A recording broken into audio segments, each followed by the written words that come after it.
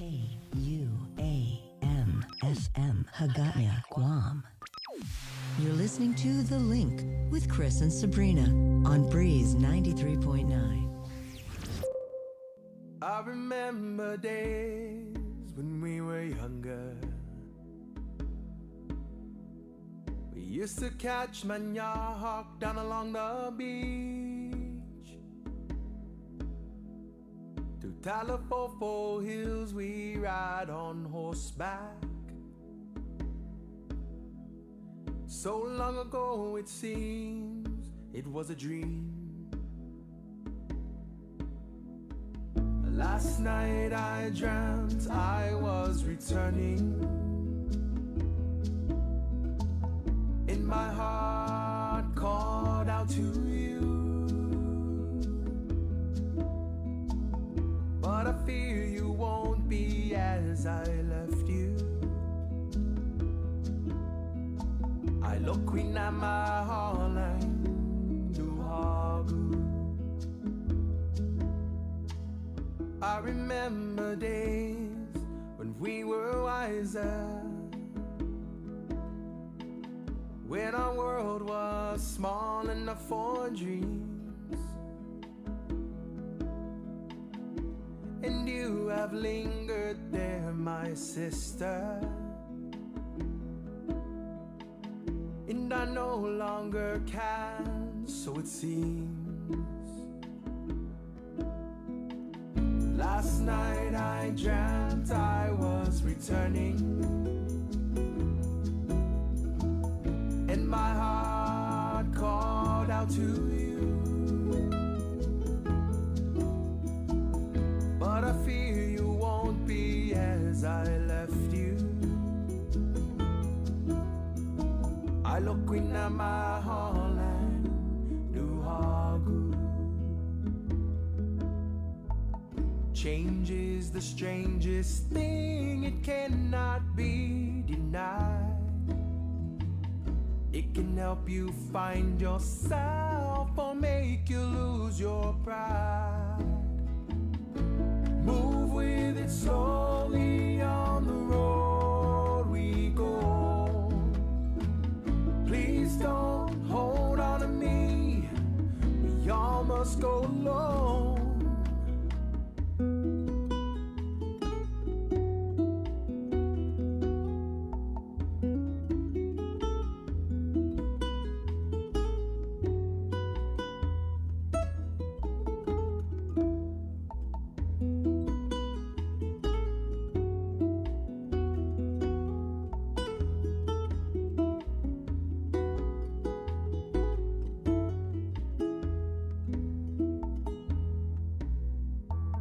Last night I dreamt I was returning,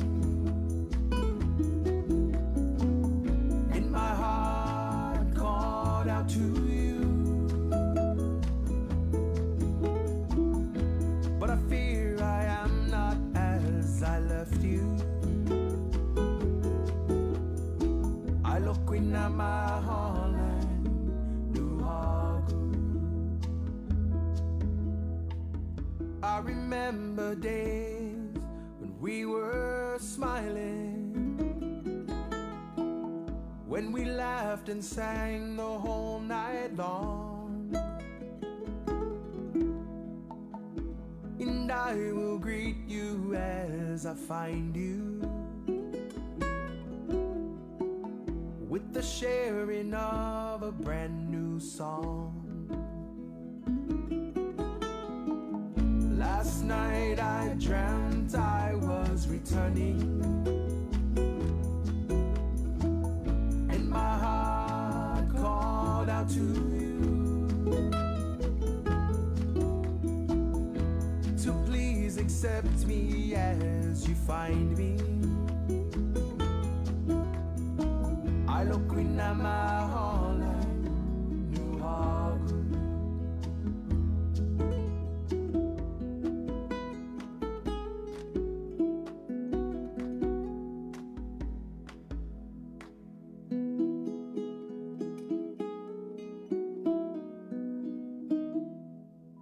The Link Join the conversation now with Chris and Sabrina. Call 637 0094. Breeze 93.9 FM.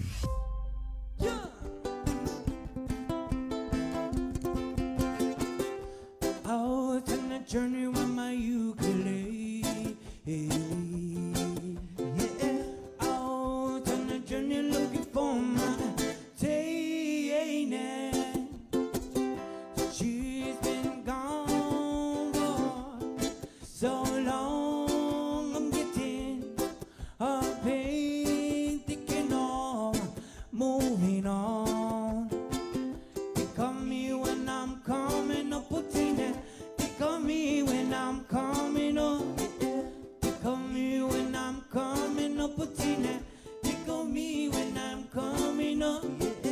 Everywhere I am, it can of word me to flow. Anywhere I stand, me watching me brain love grow. My tin is on a missing paper. This thing is hard to find. I can't wait any minute later for my girl to ride. They call me when I'm coming up, putting it. They call me when I'm coming up. They call me when I'm coming up, putting it. They call me when I'm coming up.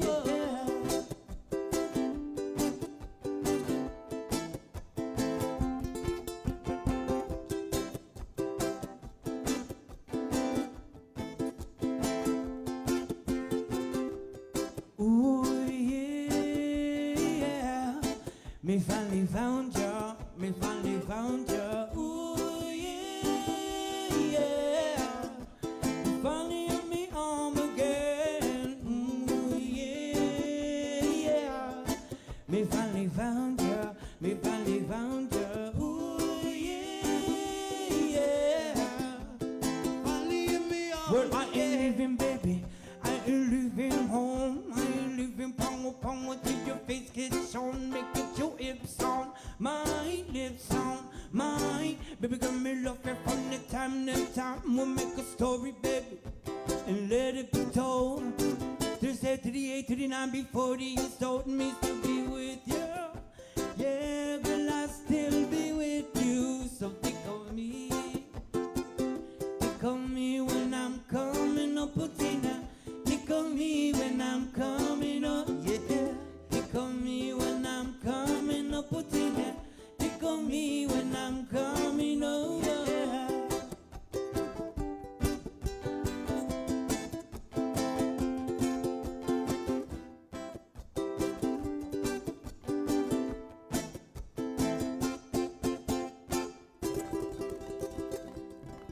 Link up with Chris and Sabrina at 637-0094 on Breeze 93.9 FM.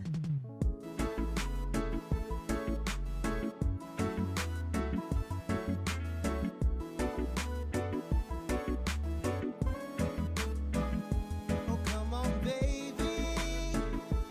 Oh, boy, yeah. La, la, la.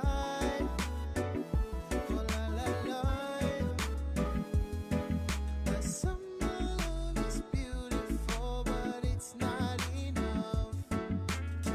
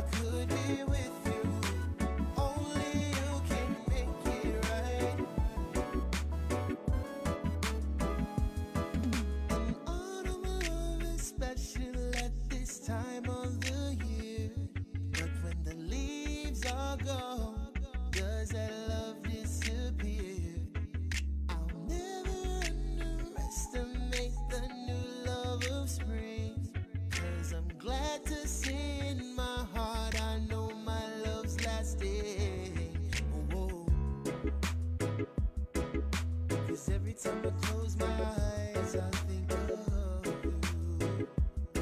And no matter what the season is, I still love you.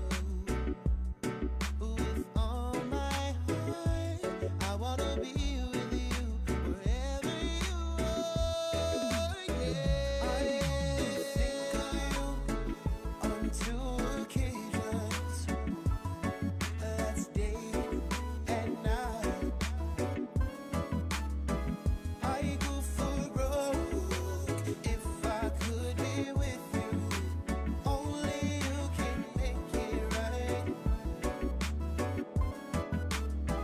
I only think of you on two occasions.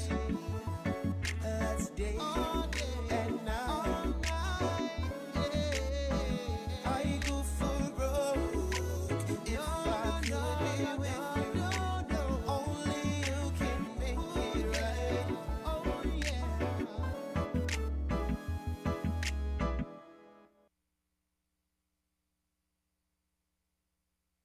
Looking for TV schedules, upcoming sports, special presentations, or what you may have missed over the busy week you had? Well, look no further than KUAM Digital Digest. This weekly emailed newsletter puts all kinds of information in the hands of subscribers each and every week. Just subscribe, and we will make sure you keep up with your favorites and stay informed and entertained through it all. Go to KUAM.com, click on the newsletter tab at the top of the homepage, give us your email address, and you're all set.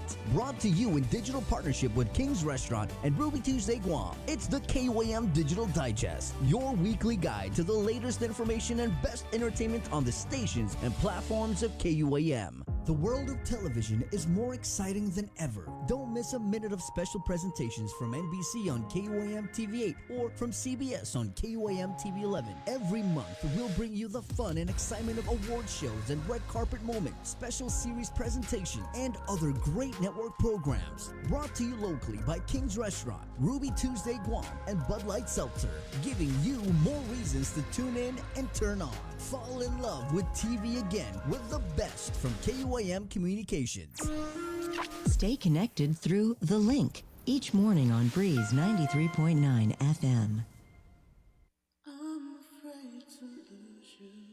Sorry for the way I've been acting. From many days I knew you'd finally find a way to leave my side. Love, and every single moment I spend with you, I could not count the days making love on the rooftop. Baby, make my heart stop. Please don't go away. Second chances shouldn't be given, but yet they were. And all of the times I spent with you and me lost for words.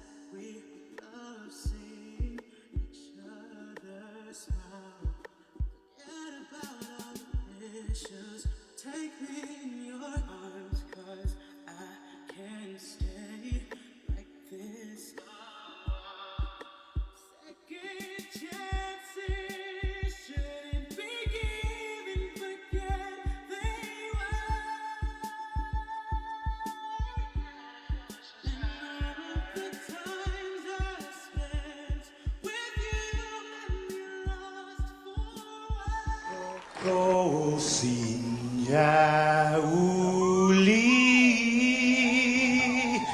di sombranza temak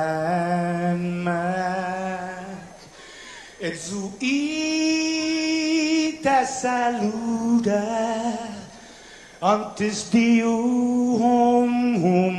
niga Radzaudzan malak estrezas durante todo memu a nogi distancia gumugupugi palu Zangiman malak guafi Ikonum nasugi airi prebatu la noci Nai banderata gaigi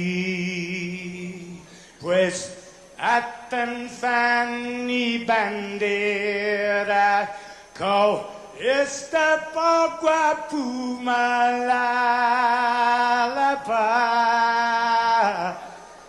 Giluk tanu man libri Sentami ti man ko badi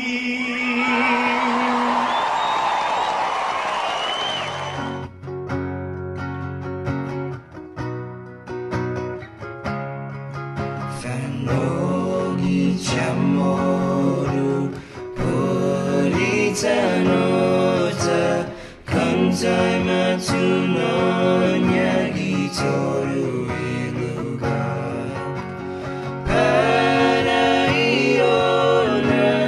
Parai gloria A big is la senpai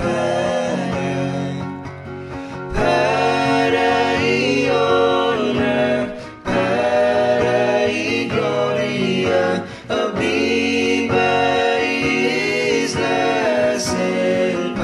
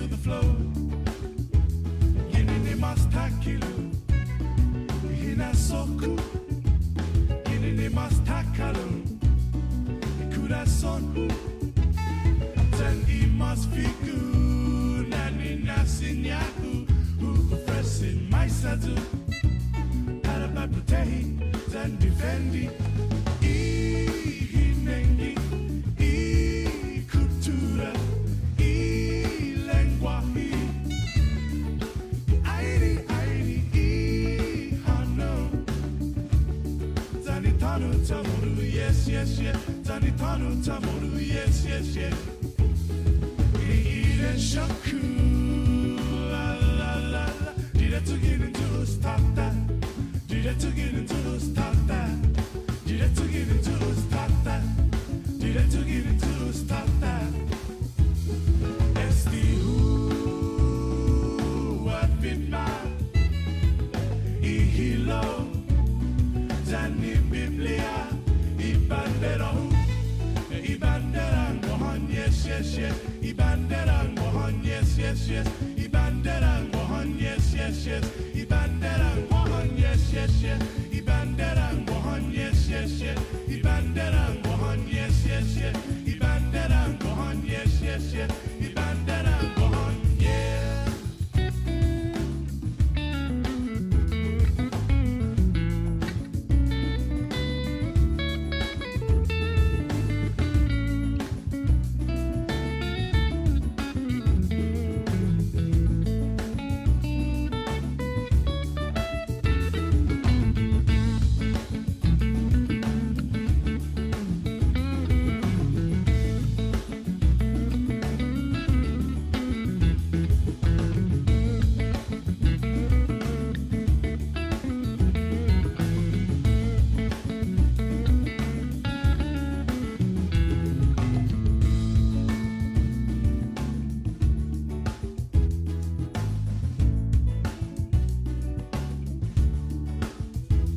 Kinini mastakilu Hinasoku Kinini mastakalu Ikurason Zen imas figu Nani nasinyahu Ufresin maisatu Parabaputehi Zen defendi Ihinengi Kultura Lenguahi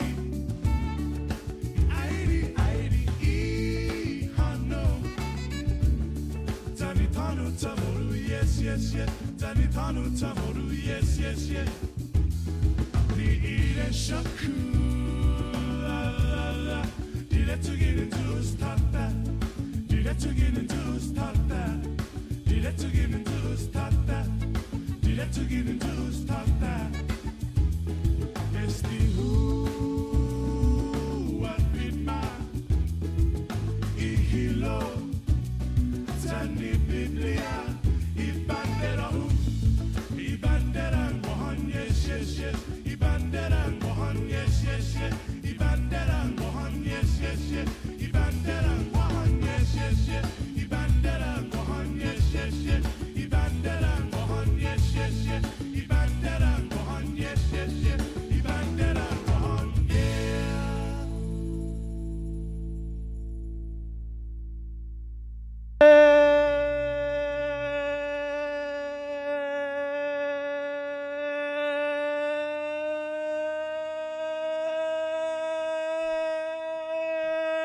Good morning, Guam. Good morning. Business Friday. Whoa! Right on. It is a Friday. Welcome to the April 16th Friday edition of The Link, which is all proudly brought to you by East West Rental, Calvo Enterprises, Carrier, IT&E, and Jack in the Box. Good morning. Good morning, Marianas. Good morning, world. Good morning, Jason Solis. Good morning.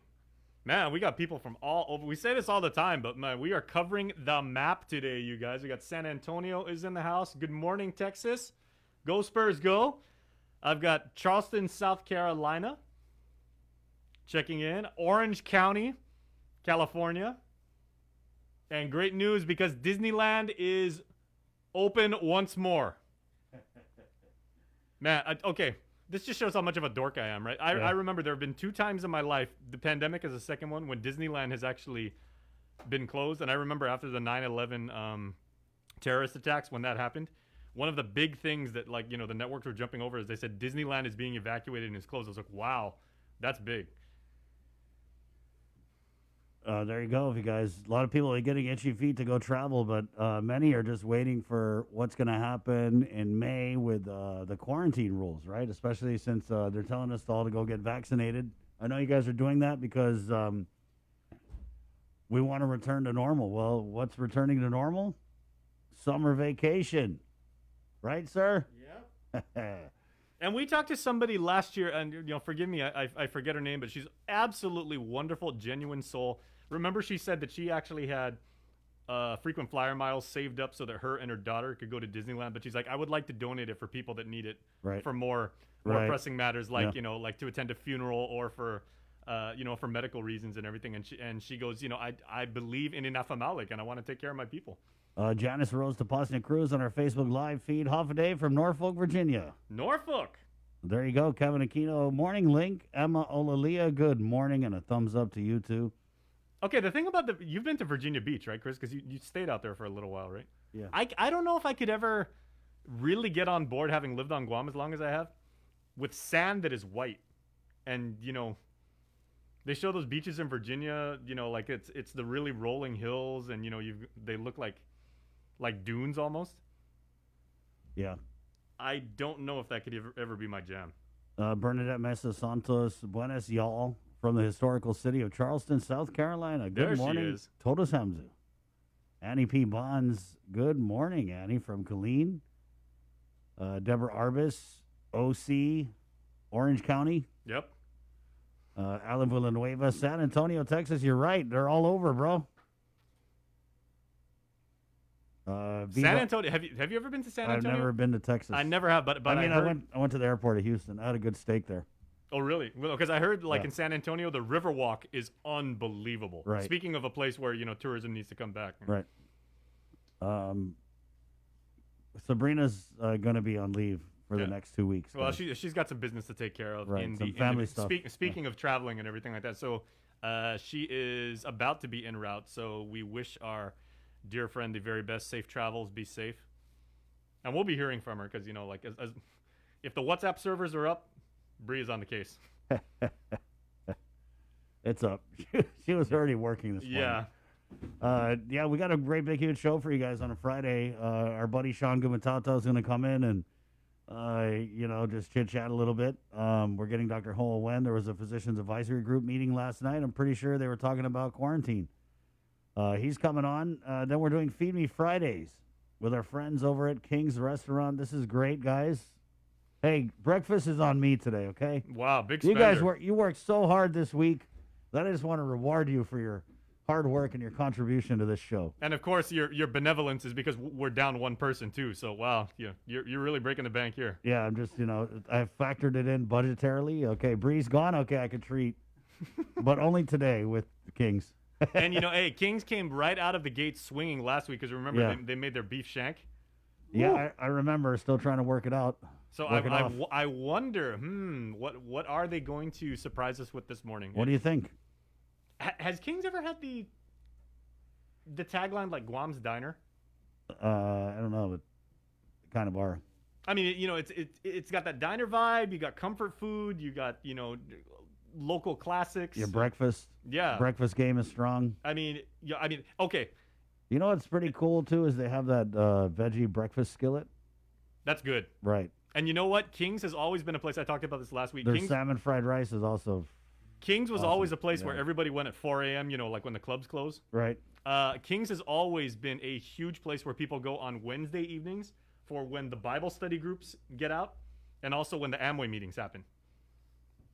You ever see that, bro? When you go to like Kings on a Wednesday night, it's packed. You see people, they just finished Bible study or they're, in the middle of Bible study, and then people have Amway meetings and they do the multi-level market thing, which is totally cool. Yeah. Yeah, Kings highly trafficked for those reasons. And it's cool because I know a lot of them in Umco. There's different places that you get a lot of these like veterans and just Umco. Some of them they meet at McDonald's for their coffee, but there's always a lot that have met at King's. Sorry, Chamarita Rages says, "Can we come if breakfast is on you, Chris?" See What's that? our limit? We have a gathering limit, no? Good morning, Chamarita Rages. Well, technically, If there's the three of us in this room Tess Renee. and Bria's out, that's still 75% occupancy. You're right. Yeah. Off a day from Chandler, Arizona. Tess Renee. What do we got here? Mama Bear, Debbie Davis. I have 2 vacations planned for this year. One in July with grandsons, and in September by ourselves for our 40th anniversary. Can't wait. Aw. Safe travels, sweet Sabrina Salas Matanani. What are your thoughts on traveling, Jay? I mean, you don't really travel, right? Yeah, I actually I don't like traveling. You're scared of the germs. No, it's I mean, you were scared of the germs before the pandemic. I would rather work. I would rather sit down Okay. where I mean, and I've been known to, when I was playing guitar, I've been known to just lock myself in a room like all night long Yeah. and practice, or now like doing software stuff. I mean, I don't like being because when I was a kid and we would take like family vacations, anywhere you go on Guam outside of like Japan Yeah. is a long flight. Yeah, of course. But it makes it worth it when you finally get there. That's true. Think positive, bro. What do we got here? Deborah Arbus, fried rice a la mode from King's. They serve great food. Yes, they do. Sunny side up, crispy bottom. That's how I like my eggs, and they always get it right. You know what I mean, Jace? Crispy bottom, sunny side up. Ooh, Okay, get that King's- yolk, that yolcano. King's, okay, side story. Oh. King's has amazing, with the eggs. I prefer sunny side up. Joe Sir and I really got down because of the day we did day/night we did the election coverage all night. Betty Ann Guerrero, who's like our station coordinator, she's the best. She went over and she got us like King's. So Joe Sir and I had sunny side up on top of their hash browns.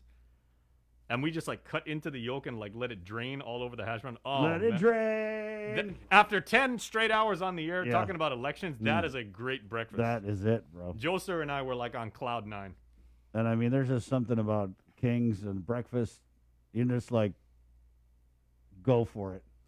Get reckless. It's the first meal of the day.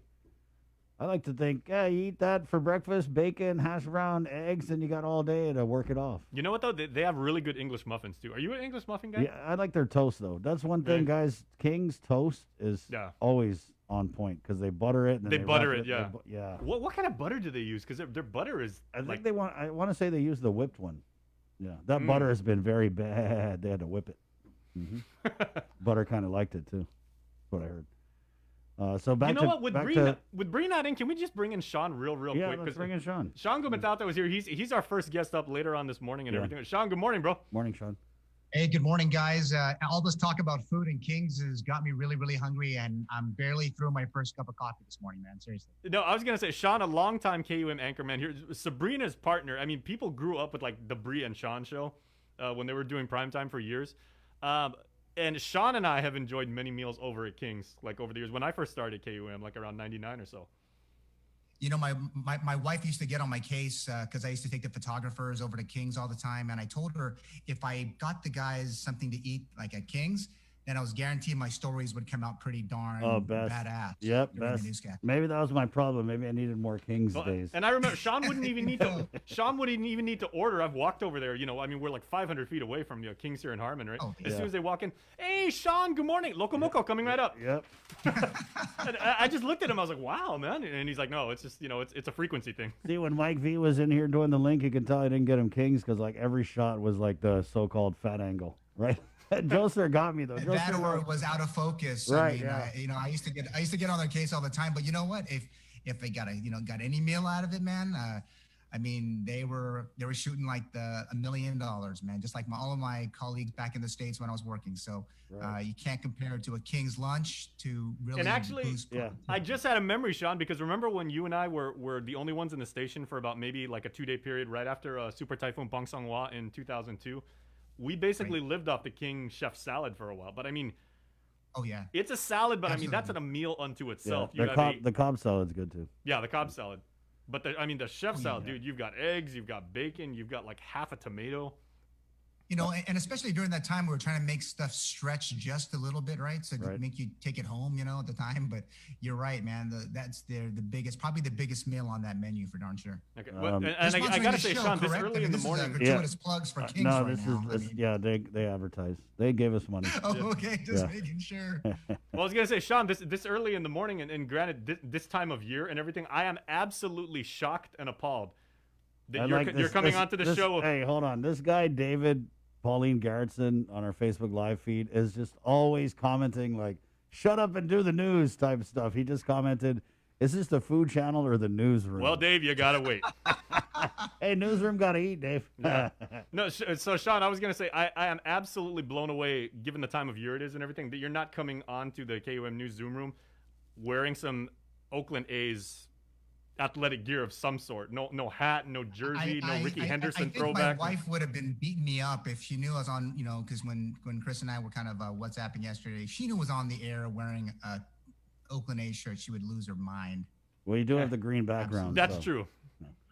Sean, I mean, a little homage, even Right to on. my UOG students. Come on now. what about travel? What do you think? I feel like a lot of people are getting itchy feet to go and travel, and there a lot of people I know are kind of waiting for this May timeline that the governor has set. Yeah, Chris and Jason, I know I'm going somewhere soon. My number 3 daughter's heading off to college, and so we've been kind of pent up demand. We're all vaccinated. Actually, I got mine last week. My 2 younger ones will get theirs, the 2 middle ones will get theirs today.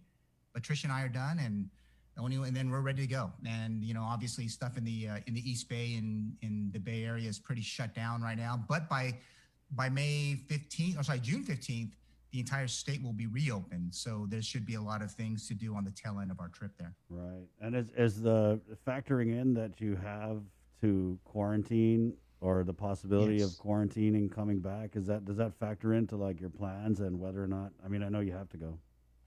Yeah, no, absolutely, Chris. And I think one of the important things is we're hopeful, I'll cross my fingers, is that there's that, the governor eases some of those restrictions, with fully vaccinated residents to be able to get back home. And, it's, the end of June's a long time from now, and praying that there's enough shots and vaccines and everyone's keeping their distance and doing their thing, masks, all that stuff, so that we can kind of get back to some semblance of order. But yeah, I'm hopeful. And I did plan into my trip the quarantine on both sides of the trip. Right. Well, Sean, stand by, bro, because we're going to actually honor David course. Pauline Garrettson's request here and transform Waiting for the news, man, of course. transform into a newsroom real quick. All right. There you go. The show, that was my Transformer sound. Nice. Show is proudly brought to you by East West Rental, Calvo Enterprises, Carrier, ITN, and Jack in the Box for the on leave. Sabrina Salas Mantanani with the very latest. Good morning, Jason Salas. All right. Good morning, Mr. Constructicon over here, and let's get right to the news. As reported by our own Chris Barnett about 20 minutes ago on KUM.com and on Facebook, big news as embattled Chamorro Land Trust Commission Administrator Jack Hattig's time with the CLTC may be up. Board Chairman Juan Regis Jr. told Hattig in a meeting on Thursday that the board deems him, quote, not suited for the job. Now, this comes after CLTC member Angelo Santos asked Hattig if he had completed a priorities list given to him by former CLTC chairperson Pika Farron in June 2019. Hattig did respond that he could not say because he did not have the list on him. Chairman Regis then said the CLTC board members had made the determination Hattig was not suited for the job with the support of their legal counsel and relative to discussions held in executive session in February. Hattig has been accused by at least one CLTC land agent of coercion and altering a land report. Regis said the next step is meeting with the governor, who, by the way, had recently supported Hattig in comments made to Island Media. Regis tells KUM board members requested the meeting the governor to discuss the decision made at yesterday's meeting, and although the board has ruled that Hattig is not suited for the job, he will remain at his current position pending the meeting with Governor Lou Leon Guerrero. A request for comment to ADLIP Communications Director Crystal Paco has not been returned at this time. Here now is a snippet of the CLTC meeting featuring the aforementioned chairman, Juan Regis Jr., talking about Director Jack Hattig. Welcome to our Land Trust Commission meeting. And now we move to the next item on the agenda. Before we get It's okay. okay. Can everyone still hear me? Commissioner Verdiano? I'm here. Okay, thank you. All right, we'll go into the last item on the agenda is our commissioners' comments and commissioners.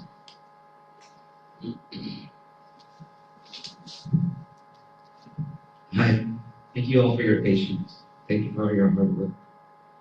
The Commission does want to state that we do appreciate everything you guys do and have done and continue to do to uphold the integrity of this trust.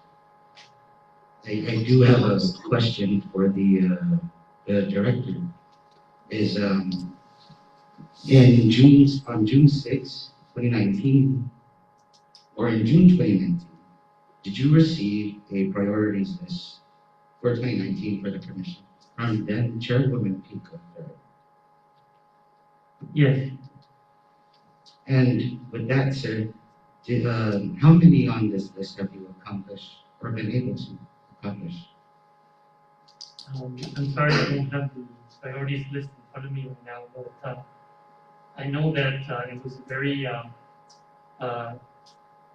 difficult process in the very beginning to try to ascertain that. But I can certainly get that information to you on how much we were able to get done in 2019. And when will you be able to provide us with that information? As soon as possible, as soon as I can get back to my computer and can send it to you. Okay, so okay, Mr. Chair, that's all. Commissioner Regatta? Board of Commissioners comments, any additional comments or questions? No, just go ahead. Okay, thank you so much. All right, so again, thank you for you guys' patience, everyone's patience, as we met as a commission on an executive session at the request of Commissioner Sanchez. With our legal counsel's support and going through the discussions in relation to, again, with the February 18, 2021 commissioners meeting. At this time, the commissioners has determined, and we feel that Director Hastic is not suited as the administrative director for the Toronto Met Trust. And therefore, as a commission, we are going to request a meeting with the governor. In the meantime, I ask for everyone's cooperation and that the director will still serve in his capacity as administrative director. And we ask for the commission, the agency, that Toronto Land Trust Commission agency, to continue to support in your current capacities and the commission as a whole. Okay. All right. With that said, Commissioner Regatta, Commissioner Sanchez, any other questions? Okay. The time is 6:46. I may, if there's no other questions, may I get a motion to adjourn? 4,000 vaccines have now been administered. Better than 63,000 people have received their first dose, and nearly 42,000 of your fellow Guamanians have been fully immunized. Thank you for doing so. Out of 315 test samples taken on the 14th, 5 tested positive for COVID-19. The CAR score is now 0.3. In vaccination news, the Guam Regional Medical City, in partnership with the Mayor's Council, the FSM Consulate Office, Public Health, and the FSM Association of Guam, will hold a COVID-19 vaccination outreach on Saturday from 2 to 5 at GRMC in Dededo. Those who received their first dose of Pfizer on March 28th at the Dededo Senior Center are due for the dose number 2, and they will be prioritized. Then on Sunday, April 18th, American Medical Center will feature a vaccination outreach clinic from 2 to 4 in the afternoon at the Tamuning Senior Center. Those who pre-registered for the event will be prioritized, and if you would like to attend, please bring a photo ID. Now with more local news, as you make your way around on this Friday morning, here is KUAM's Tyler Matanani.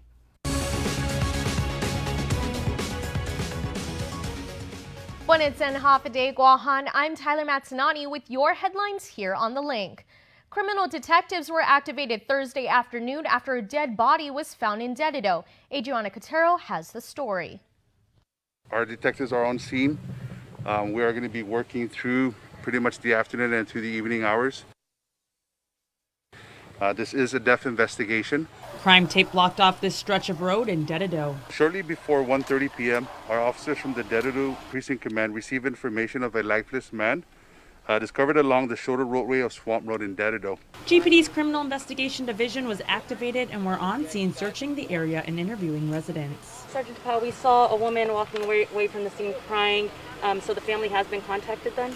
I believe so. I'm going to confirm. I'm going to make confirmation with our detectives and, of course, with the individuals that are stationary there. At this time, GPD spokesperson Sergeant Paul Tapau was unable to release any details regarding the incident, as he says they are in the preliminary stage of the investigation. In the time being, we are asking anybody within the community, within the Dededo proper of Hahasu Drive or Swamp Road, if they have seen anything. I want to give a time frame between 12 this afternoon to the discovery of the lifeless man.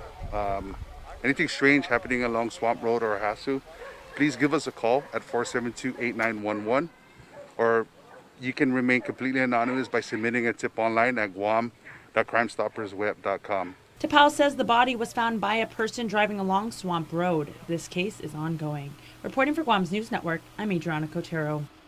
27-year-old Segundo Aguero Sablan is now behind bars. Police had been looking for him for almost a week. Not only was he wanted for questioning in connection to a fatal crash in Barrigada, but Sablan also had multiple outstanding arrest warrants. Traffic investigators found him at a home in Mongmong yesterday. He was arrested for leaving the scene of a fatal crash, failure to report, no valid driver's license, theft of a motor vehicle, and 3 counts of outstanding warrants of arrest. He has a criminal history dating back to 2017, having been in jail on a slew of charges ranging from drugs, family violence, and making false reports.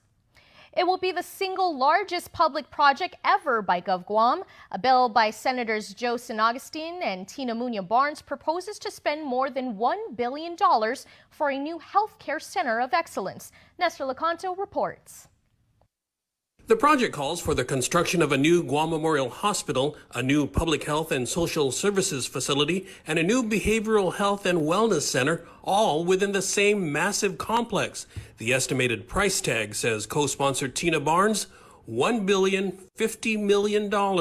This is a big project, and this is just the beginning of the blueprint that we need to facilitate moving forward. And Barnes says they need to start now because the facilities we have are falling apart. We have the opportunity, and the people know that we need these facilities. We can't keep doing Band-Aid repairs. We can't keep trying to retrofit things that need to be replaced. The bill envisions a build, operate, and transfer deal, a financing option with private contractors used in large-scale infrastructure projects. Barnes says GovGuam would commit to $35 million a year for 39 years from the anticipated $65 million a year in earned income tax reimbursements from the federal government. A location has not yet been selected, but GMH Administrator Lillian Posada says 4 potential sites have been identified. The old Hospital Point in Tamuning, South Binigayan in Dededo, the Old Navy Golf Course in Radio Barrigada, and Eagles Field in Mangilao. My preference is, again, Central Guam. And so, again, it's for the whole island of Guam, not just for, particular group of individuals. It's for the whole island. The governor has publicly expressed a preference for Eagle Field, but in a recent public hearing, some testified that the property should go back to the original landowners. Meanwhile, Barnes again stressed that their bill is just the starting point for what she expects to be a long and vigorous public discussion. The administration, the agencies, the community, the private sector, what can they do to make this facility, to make this Center of Excellence happen in this generation? For Guam's News Network, I'm Nestor Lecanto. That's the news for now. We'll see you all at 6 tonight on Primetime.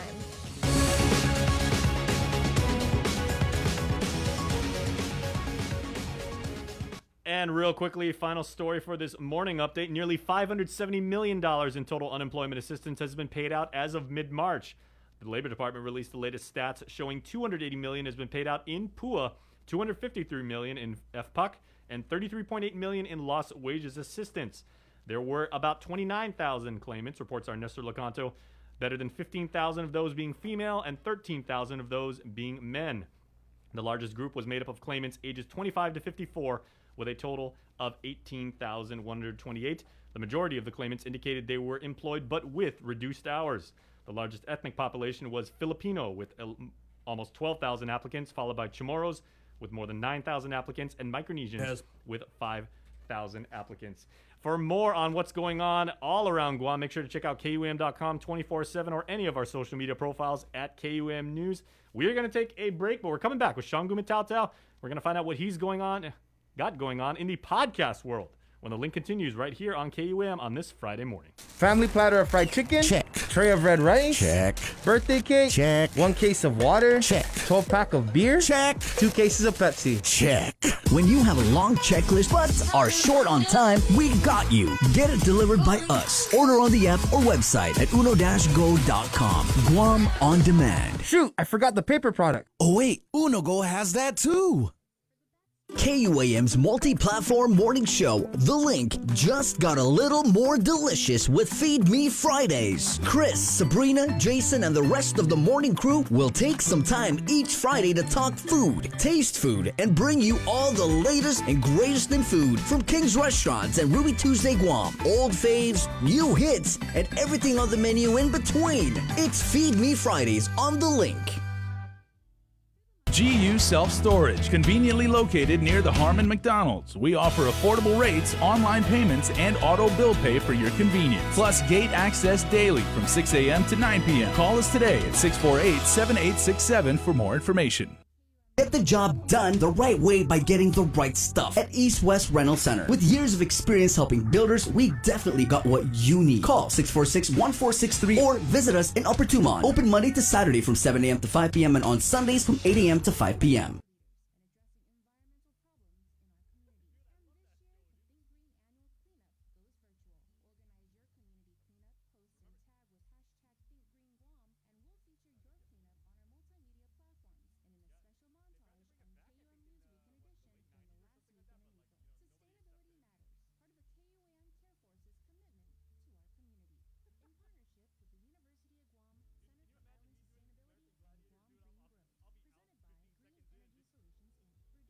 Only one company on Guam provides every solar energy solution under one roof, Micronesia Renewable Energy. You want solar only? They got that. You want solar with batteries? They got that too. You want outright purchase or lease purchase? It's up to you. Does your solar system need a tune-up? That's what they do. For solar energy solutions from A to Z, you can count on MRE. Give them a call at 632-2613 for a free consultation. MRE, providing real solar solutions built by real solar experts.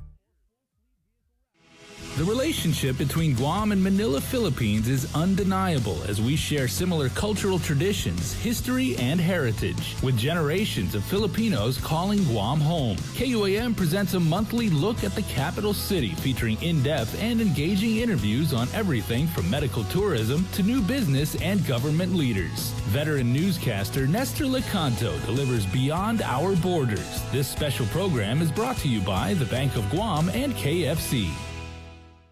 Join the Foundation for Public Education as they recognize some amazing teachers page on Sunday, April 25th at 6:30 p.m. to meet the 6 finalists and learn about their exceptional work as educators. Plus special messages from Superintendent John Fernandez, sponsors, and the current Teacher of the Year, culminating in the live announcement of the 2021 Teacher of the Year. It's a special event you don't want to miss. The 2021 Teacher of the Year is presented by Bank of Guam, Cars Plus Guam, and the KUAM Care Force.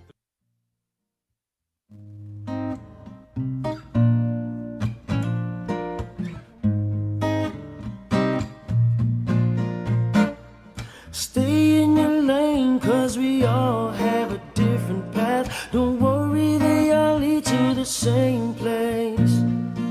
Stay in your lane, no matter who's been weaving in and out. Going through the same, but not the same things. Same, but not the same. Going through the same, but not the same. Same, but not the same.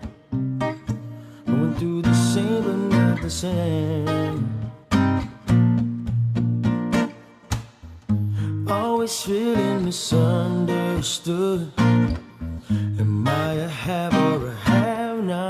shoulda, coulda, but no judgments won't hinder me. Up in my vision of positivity, I am who I am, there's no way that I'm changing. Hey, you never know, miss a link, miss a lot. You might miss some behind the scenes stuff. Yeah, so apparently what our we mentioned her before, Betty Ann, again, she's the best. Can never say that enough. She was saying, oh, your conversation with Sean was going out over the air. So for those of you who picked up on that, I've learned more about sports from Sean probably than like anybody else, and I thought I knew a lot about sports, but we were talking about ESPN's next 30 for 30, Chris, you know, that documentary series? Yeah. Featuring American gladiators. Oh, wow. Were you a big fan Took of the me show? back. It wasn't even if you're a big fan. It just stuff was everywhere. The American Gladiators was everywhere. Nitro, Zap. Yep. What happened to all of them? Were they like got roided up? Were they on roids? That's like when roids were big. Perhaps. I mean, one of them did Playboy, and then. Of course you wouldn't. No, know. Jay, but we're on the air Jason now. would know that fact. Yeah, that we're on the somebody air now, got Jay. into Well, that I mean- magazine. Oh, you did. No, but hey, I can't Oh, wait to see that, man. And I was telling Sean, I was like, can you imagine if I was in American Gladiators? Can you imagine me looking like a giraffe running around the American Gladiators set, getting hit with like a tennis ball coming at me like 50 miles per hour? I'm out by the first event.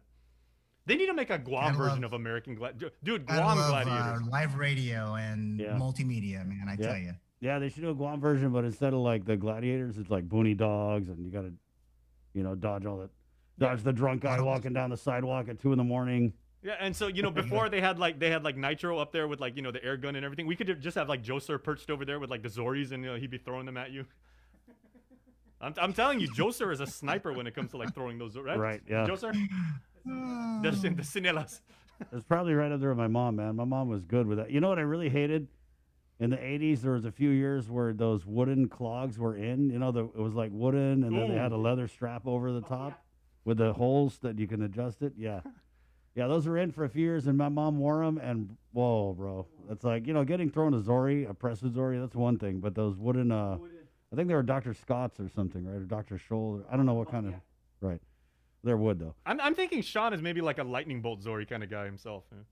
They still make That those? sounds like Dr. Payne to be hit by that stuff. Right. Sean, let's just kind of go into and talk a little bit about this whole Chamorro Land Trust Commission thing that happened. I'm not even really sure what happened. We played the clip from the board, so what did happen in that clip was commission member Angela Santos had asked the administrator, Jack Hattig, hey, you remember back in June of 2019 when the former chair, Pika Farron, gave you a to-do list, a priorities list? How much of that did you get done? And Jack Hattig was basically like, oh, man, that list, that's in my other shorts. Sorry, I don't know. Can't tell you. I don't have the list in front of me. And then the chair, Juan Regis, had basically said that, oh, yeah, we don't think you're not suited for this job. But it was strange because they said he's not suited for the job, but he's going to remain on the job that he's not suited for until they can go and meet with the governor. Juan Regis Jr. told me this morning on WhatsApp that the board members had requested the meeting with the governor to discuss the decision that had been made. But I did want to say that, and we've discussed this on this show many times going back to last year, is that there had been an effort to remove Jack Hattig during former Chair Pika Farron's term. But what I had heard from just a bunch of different people very familiar with the issue was that they had the votes, but as a courtesy, they had gone to the governor, and the governor shut it down. And she was very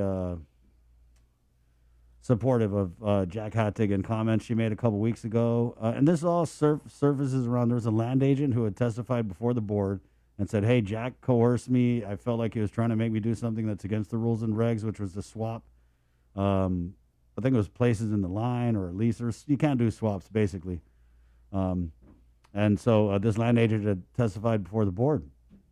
And that kind of is what was referenced. Well, in this meeting yesterday, they said, hey, also an executive session, February 18th, there's a bunch of stuff that we had discussed, and you're just not suited for the job. But Sean, does a board like the Chamorro Land Trust Commission, in your opinion, have the authority to just straight up fire Jack Hattig?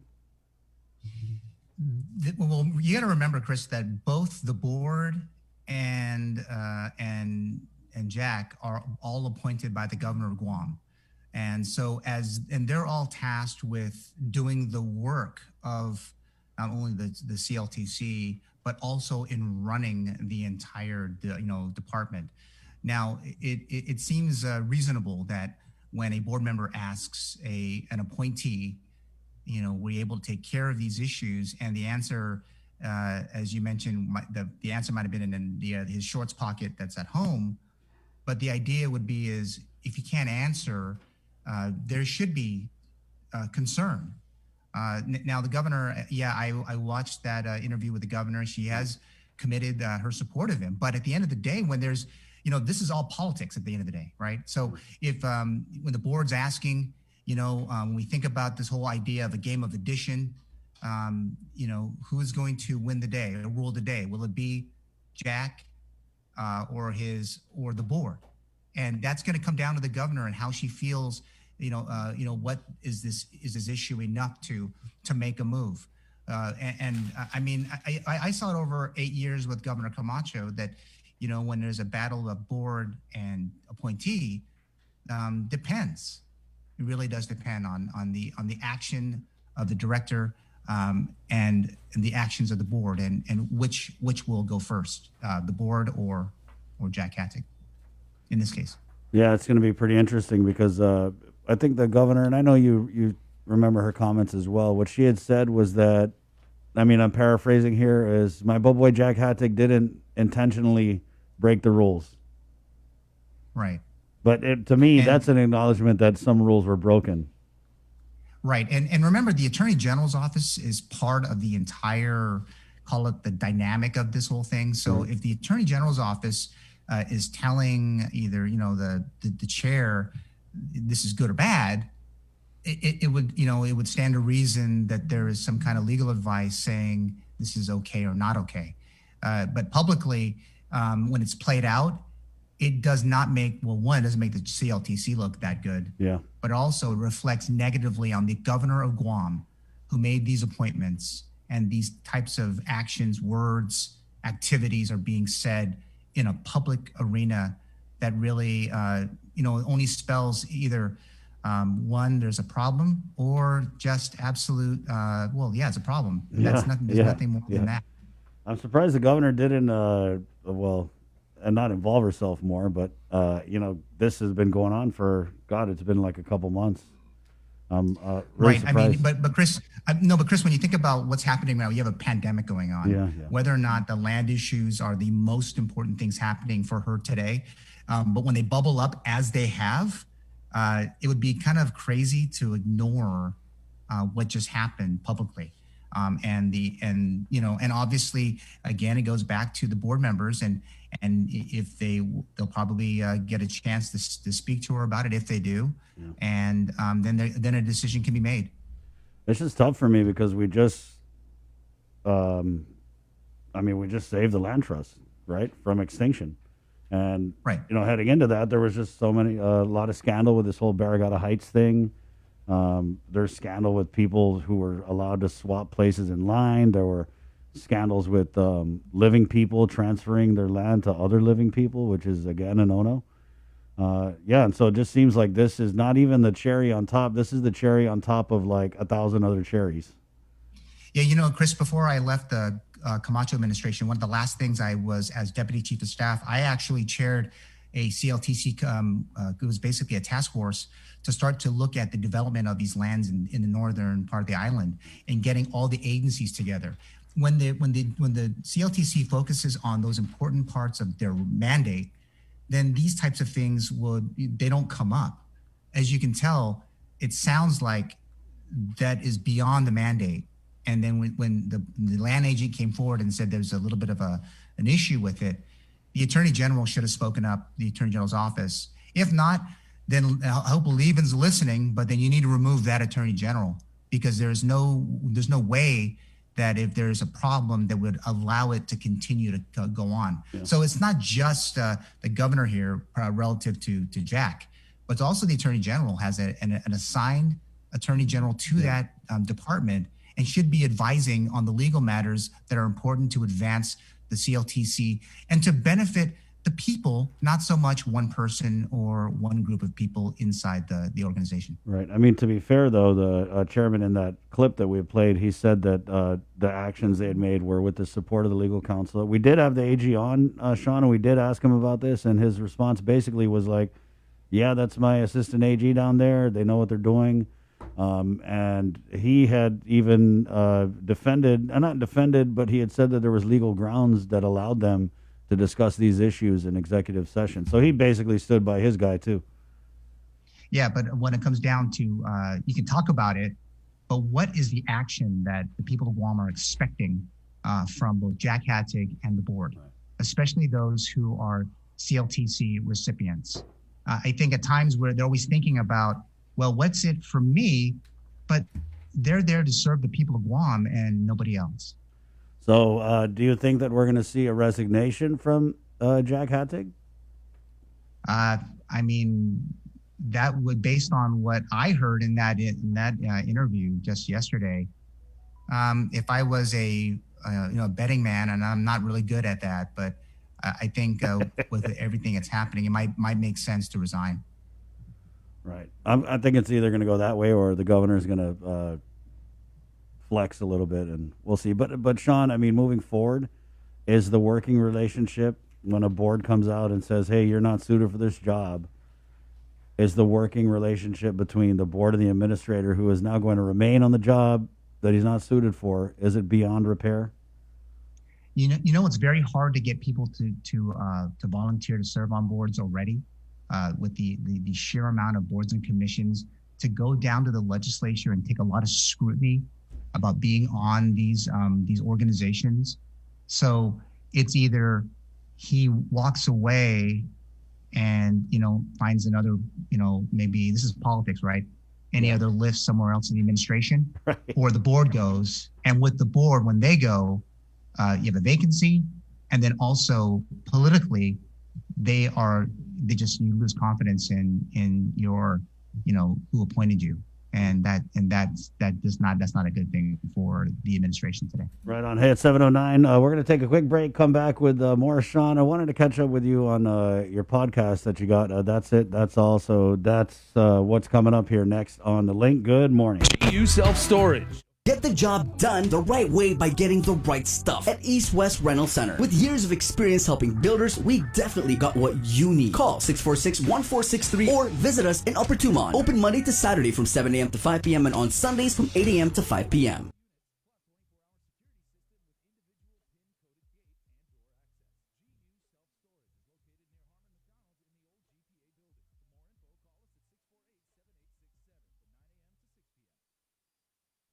Only one company on Guam provides every solar energy solution under one roof. Micronesia Renewable Energy. You want solar only? They got that. You want solar with batteries? They got that too. You want outright purchase or lease purchase? It's up to you. Does your solar system need a tune-up? That's what they do. For solar energy solutions from A to Z, you can count on MRE. Give them a call at 632-2613 for a free consultation. MRE, providing real solar solutions built by real solar experts.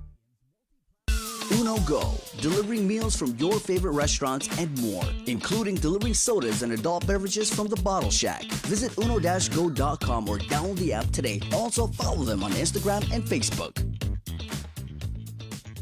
GU Self-Storage, conveniently located near the Harmon McDonald's. We offer affordable rates, online payments, and auto bill pay for your convenience. Plus gate access daily from 6 a.m. to 9 p.m. Call us today at 648-7867 for more information. Catch SportsLink on the KUAM News Morning Show, The Link, every Friday to hear about the latest in sports news, game schedules, athlete profiles, and more. SportsLink, brought to you each week by Cure Alkaline Water, airs every Friday across the multimedia platforms of KUAM. Tune into the broadcast on Breeze 93.9 FM, on KUAM TV 11, live streaming through the KUAM News Facebook page, or view highlights on YouTube, KUAM News Facebook, and Instagram. SportsLink is hosted by Dave Delgado through KUAM Sports, and he will make sure that everyone knows what is happening on the field, in the gyms, and everywhere in between. KUAM's multi-platform morning show, The Link, just got a little more delicious with Feed Me Fridays. Chris, Sabrina, Jason, and the rest of the morning crew will take some time each Friday to talk food, taste food, and bring you all the latest and greatest in food from King's Restaurants and Ruby Tuesday Guam, old faves, new hits, and everything on the menu in between. It's Feed Me Fridays on The Link.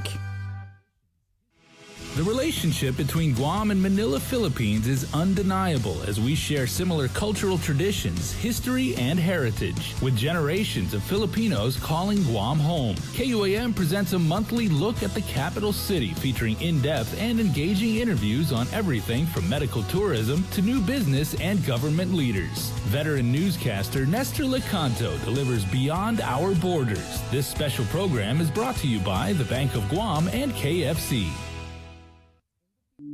When we throw things away, where is away? What happens to our waste, and where does it go? As a community of small islands, the waste crisis is a large issue we want to bring into focus. Micronesia Climate Change Alliance presents From Our Nanas for Our Nennies, a video series about taking a holistic view of our present, finding wisdom from our past, and inspiring a better future.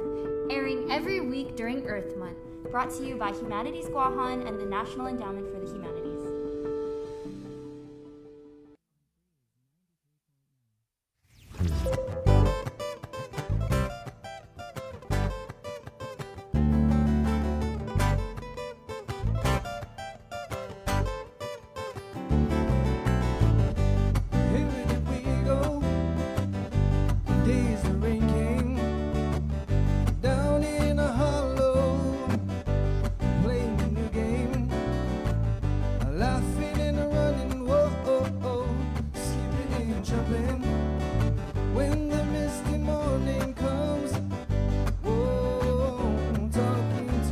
So, Jay, you've got the latest guidance, right? Yes, sir. Adelup has released two guidance. One is 11 pages long, and now here's a memo. So this is the truncated, summarized, executive summary version, I guess, as it were. Public Health and Social Services, reading from the guidance memo now. We'll put it up so you guys can read that as well. This is Guidance Memo 2021-13. And this covers authorized businesses and services during PCOR 3, of course, which we are in right now. We continue to be. Effective at 8 a.m. today, so in about 46 minutes from now, indoor dining and eating and drinking establishments are allowed to be 75% of their occupancy load with no more than 8 persons per table per party.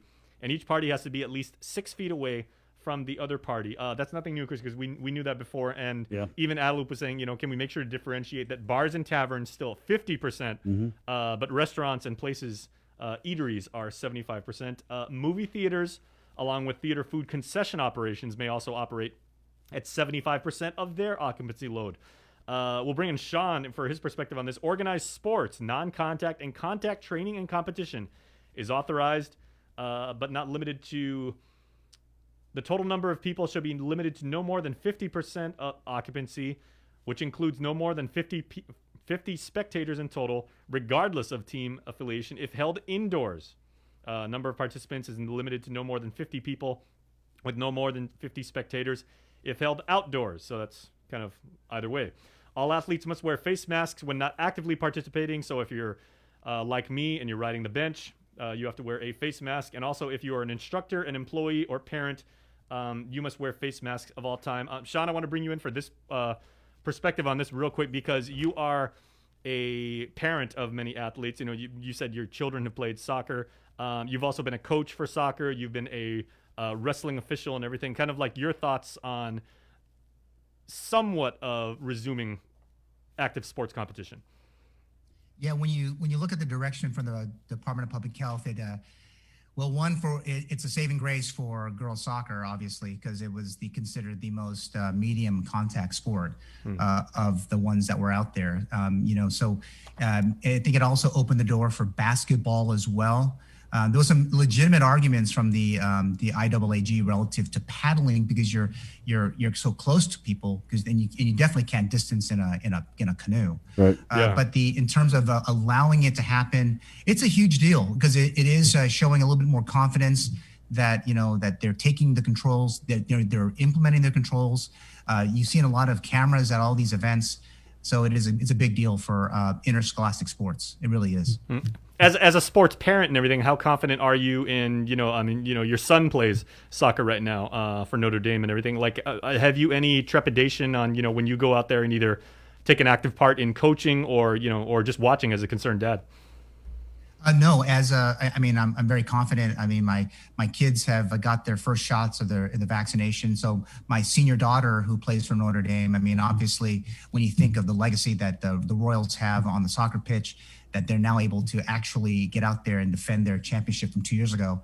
It's kind of exciting as a fan of Royals soccer. For my son, it's obviously the same thing. I don't worry as much as, because I already know that they're implementing fairly heavy restrictions. They've even, Jason and Chris, they've even limited the amount of kids on the team, so that they're now, it used to be large squads, but now they're much smaller, that they're putting together to minimize risk.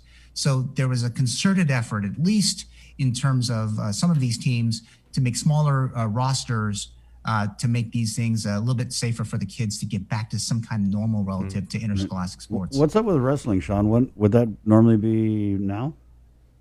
Actually, wrestling is normally right after, in second quarter, right after the football season. Okay. So, they were a casualty, obviously, early on. Yeah. But much of it I was reading from the National Federation of Sports Officials. That's like our high school sports. It's like the governing body of high school sports in America. Yeah. They've have all these provisions that allow them to do these certain things at matches, at games. But the contact sports, they've already gone through state championships already across the country already. Mm-hmm. So, and some of them are in places where COVID is really, really, moving really crazy. Right. So we just have to get the confidence that as we're returning to school, that there should make sense to have some kind of confidence to return to play. Well, you brought up a point when we were talking offline about, obviously, like you said, wrestling is a casualty, but given that people are rolling around doing jiu-jitsu, right, it kind of seems like wrestling would be okay if it was the time. Yeah. No, it makes sense, Chris. I mean, if you can do any of these combat sports, what makes me think that we can't do high school wrestling, at least in an abbreviated year? Yeah. It's interesting, guys, because the theater for the current Olympic program, which, by the way, got its first qualifying on merit, is the high school wrestling mat.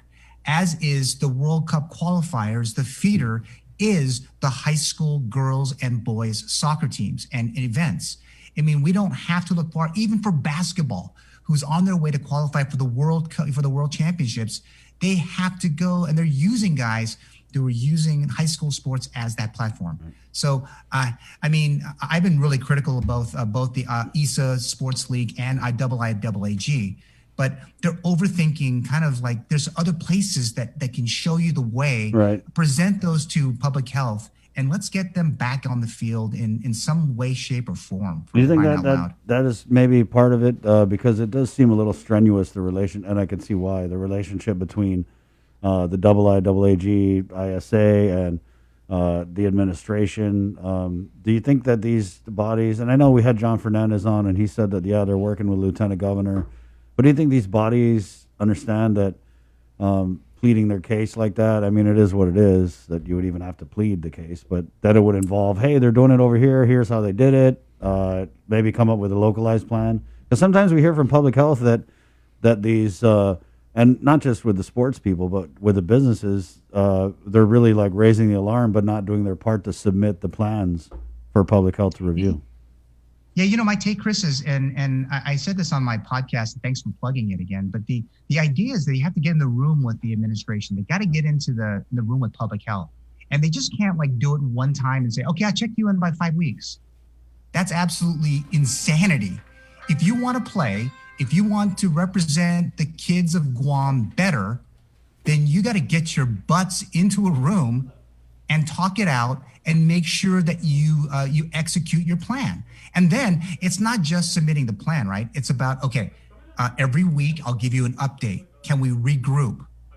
Also, I mentioned we should probably get even the physicians advisory group involved somehow too. If you want to return to play, return to school, return to work, like Dr. Nguyen has been an absolute proponent of getting guys back to work and getting these restaurants open. Why can't you do the same for interscholastic sports and other activities where the community can get back to normal somehow?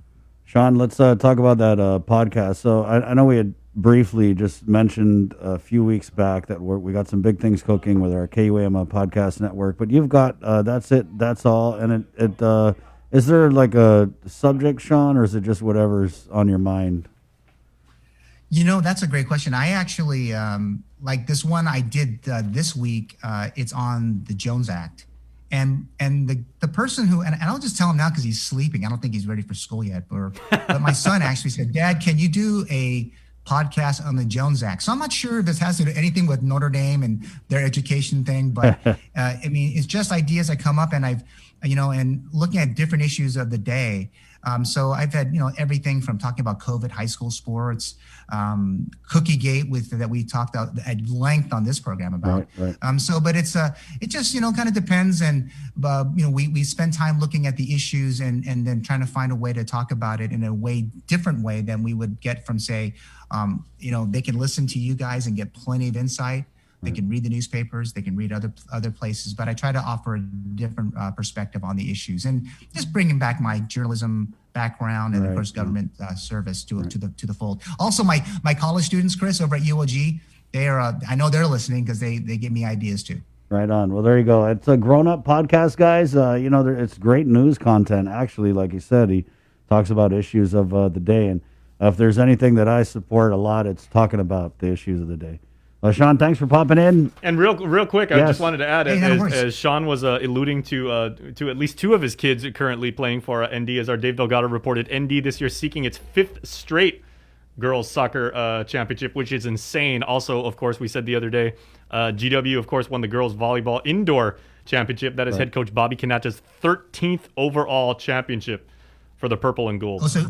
Okay, Jay, let me go backwards. So for the last 20 years, Notre Dame has won 10 championships, have been involved in most, if not all of the last 20 years, with the exception of 2, where they were not in the finals of high school girls soccer, where they had 2 third places in that 20-year time span.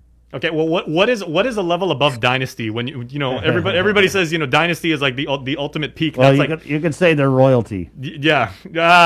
Absolutely, go Royals. Right on. Thanks, Sean. Hey, where Thanks, do they get, guys. Have a great show. I know we're going to be carrying your podcast down the road, but where do they get it now?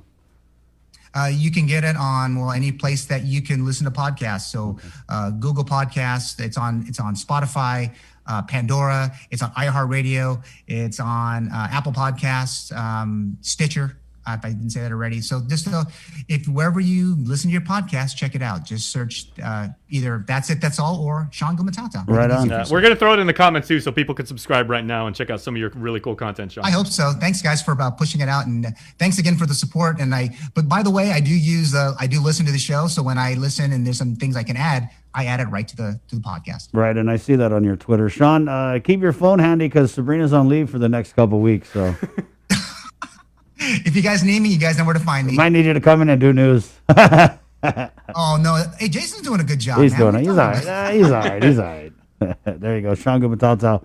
Guys, we're going to take a break. 7:25. Dr. Hoa Nguyen coming up here with the Physicians Advisory Group on this Friday. Friday, whoa, be my business. So have a great Friday, even if you're Jack Hattig. All right, it's 7:25. Good morning. It's IG Self-Storage, conveniently located near the Harmon McDonald's. We offer affordable rates, online payments, and auto bill pay for your convenience. Plus gate access daily from 6 a.m. to 9 p.m. Call us today at 648-7867 for more information. Get the job done the right way by getting the right stuff at East West Rental Center. With years of experience helping builders, we definitely got what you need. Call 646-1463 or visit us in Upper Tumon. Open Monday to Saturday from 7 a.m. to 5 p.m. and on Sundays from 8 a.m. to 5 p.m. Uno Go, delivering meals from your favorite restaurants and more, including delivering sodas and adult beverages from the Bottle Shack. Visit uno-go.com or download the app today. Also follow them on Instagram and Facebook.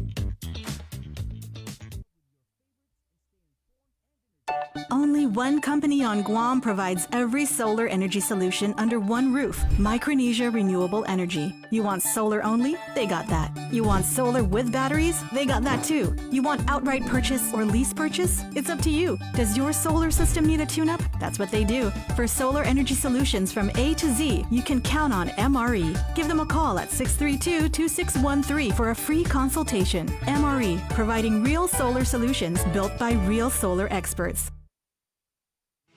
The relationship between Guam and Manila, Philippines is undeniable as we share similar cultural traditions, history, and heritage, with generations of Filipinos calling Guam home. KUAM presents a monthly look at the capital city featuring in-depth and engaging interviews on everything from medical tourism to new business and government leaders. Veteran newscaster Nestor Lecanto delivers Beyond Our Borders. This special program is brought to you by the Bank of Guam and KFC. The which? Guidances? Guidances. The guidon is the flag that they use in ROTC. Yeah. He's got more guidance, more stuff from Public Health. Jay, finish up? Certainly. Funeral ceremonies, both religious and non-religious, according to this latest guidance memo, held indoors may operate at up to 75% of their capacity load. And for associated activities such as burials held outdoors must not exceed 50 people. And all participants must wear face masks and maintain, of course, the normal 6-foot distancing. Don't think there's many services involving the administration of sacraments or celebration of high holy days are permitted up to 75% occupancy load. Of course, we just made it through Easter. Obviously, Christmas and Hanukkah are behind us. I believe Ramadan would be coming up in a couple months. Right, yeah, so the Ramadan service is going to be able to operate at 75%. So 75% occupancy, including the clergy, minister, or other religious leaders and assistants if necessary. This one, I believe, is new. I don't recall seeing this before. Public and private swimming pools may operate at 75% of their occupancy load. There you go. I don't think I saw that one before. Well, they've been open because my kids have been going to the water park, so. Okay. But so now it's 75%. 75%. Yeah. Gymnasiums, fitness centers, and dance studios may also operate at up to 75% occupancy. Recycle, my friend. And of course, sorry. Yeah, there's certain satisfaction I get with crumpling up paper. Yeah, and of course, before the differentiation to note is that while restaurants may operate at 75% of their occupancy, bars and taverns, as it stands right now, still 50% occupancy for watering holes. Right on. 7:29 coming up on the show. We'll do a sports link because Fridays, that's when we get David Delgado to wrap sports for us here. That's coming up. Also, a sneak peek at our One Micronesia podcast with Victorious Falan, where today he sits down with a couple photographers, Taka and Tai, who use their eyes to capture stunning images of this region in a unique style that showcases our beautiful people. Their work is breathtaking. If Yeah, you've never seen Taka and Tai's work, it's amazing. Taka is actually a woman full of full Chuukese descent, and Tai is half Chamorro, half Chuukese, and they collaborate and they just do these just absolutely stunning images. Sweet. So that's coming up. When does that drop regularly? It's on YouTube right now. If you want to Okay. watch it, it's going to show tonight at 6:30 on KUM TV8 right after the news, and tomorrow it's going to be on Facebook Live at 10 a.m. on Saturday. Right on. And hey, Burger King is proud to present Cover Me. We'll do this Cover Me this morning where Burger King is celebrating 32 years. Yes, their 32nd anniversary on Guam. Thanks to you guys. And this morning's Cover Me from our friends at Burger King. It's I Am Ray John with Cover Me at 7:29. Dr. Hoa Wen is next on the link.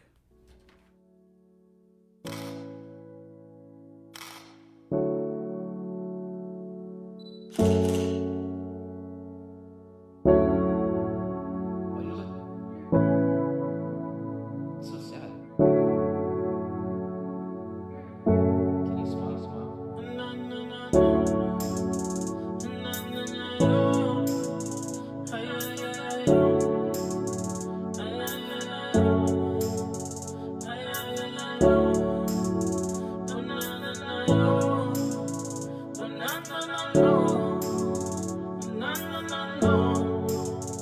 I already know you're hurting. Already know you need to go. You're saying that you hate them. Saying you just hate them. So I don't know what I'm here for or what I'm left to do. I've been stuck in your same box just to be here for you. just wanna stay home, be alone. You won't answer no calls unless it's him on your phone. You say that nobody cares, nobody cares, nobody cares. But wait, I'm always there. I'm always there. I'm always there. When nobody cares. But wait, I'm always there. So why you so caught up in a man who has problems with everything you do? So why you keep calling him? You talking, but he don't hear none of it. At the end of the day, you're calling me over at 2 a.m. to deal with it. But see, I love you in both ways. A best friend would say the word we the first day, and yours are at my place. I need you in my space. You just need someone who's gonna love you the right ways. See, that might be me. Neither of us gonna admit it's all we tryna be. People tell us we don't listen, so we'll never see. We'll just never know. And that might be me. Neither of us gonna admit it, what we tryna be. People tell us we don't listen, so we'll never see. Yeah, we'll just never know. You just wanna stay home, be alone. You won't answer no calls unless it's him on your phone. You say that nobody cares, nobody cares, yeah. Nobody cares, but I'm always there. Yeah, I'm always there. I'm always there. I'm always there. I'm always there. I'm always there. When nobody cares. When nobody cares. Gotta care. Gotta care. This plane is packed. I don't know what's the capacity for planes, Doc? Sabrina flying out? Yeah, she's going out to or she's got some family stuff to take care of. She says hi, Doc. Okay, say hi. You still want to Tell go her on her though? ma- You still want to go on if she's not here? Yeah, tell her wear her mask. Yeah. Maybe she will. She'll be all right. 734. He's the chairman of the Physicians Advisory Group, Dr. Hoa Wen. Doc, I know was there a meeting last night? First of all. Yes, we have a meeting last night. Yeah, we skipped last week, but last night we met. Let's just start with the impact of the Johnson & Johnson vaccine. So I wasn't clear because I know the CDC had come out with something yesterday. Is there going to be a pause still? And what was the discussion? Right now, they still have a pause, but I think it's sooner or later. I think they will reinstate that. This is pause temporarily to take a look at those 6 cases that they have the thrombosis, but I think sooner or later, once they clarify things, it will be back in the market again. A lot of people still, request J&J. Again, the 6 out of 7 million shots, so it's very, very low risk. So they're gonna take a look at those cases and then they will make decision. But more likely, J&J will be back in the market.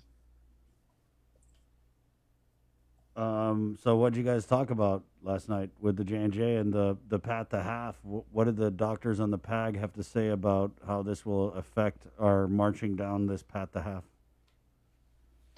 Right now we look like we will achieve the Pat the Half here in probably first week or so of May, or maybe the second week. But we are doing very good. Our turnout for vaccination is still very high. So we will reach the 50% mark of the fully vaccinated 16 years old and older in Guam by May. The challenge is to get to the 80% where the herd immunity will count. That's a challenge. But at a certain point, things gonna plateau out, and we really need to do a lot of education, a lot of outreach to get the rest of the population to be vaccinated.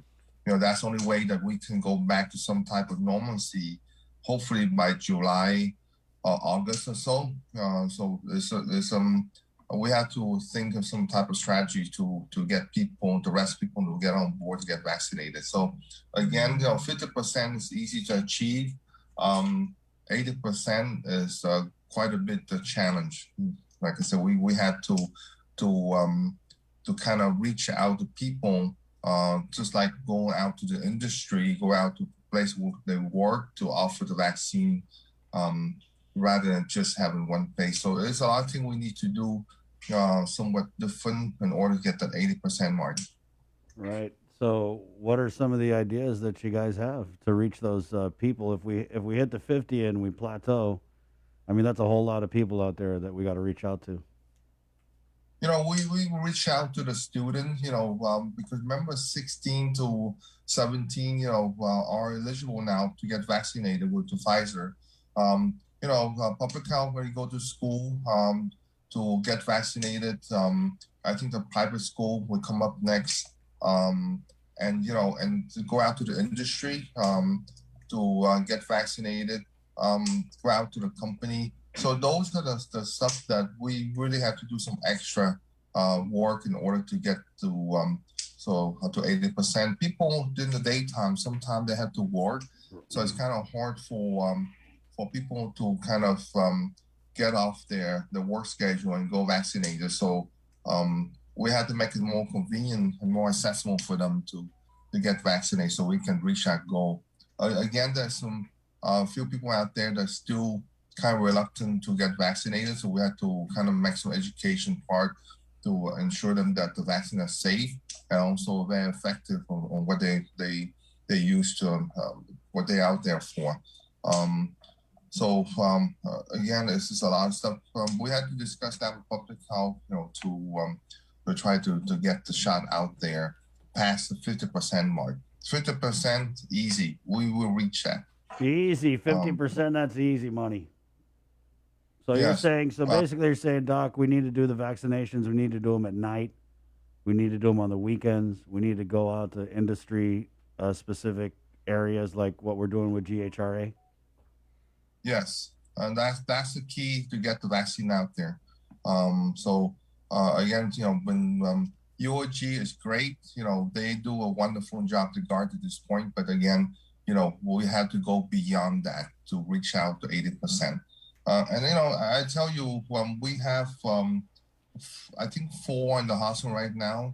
None of those 4 are vaccinated, and you put yourself in a lot of risk when other people around you have been vaccinated. So the key here is don't wait too long, and that's the thing.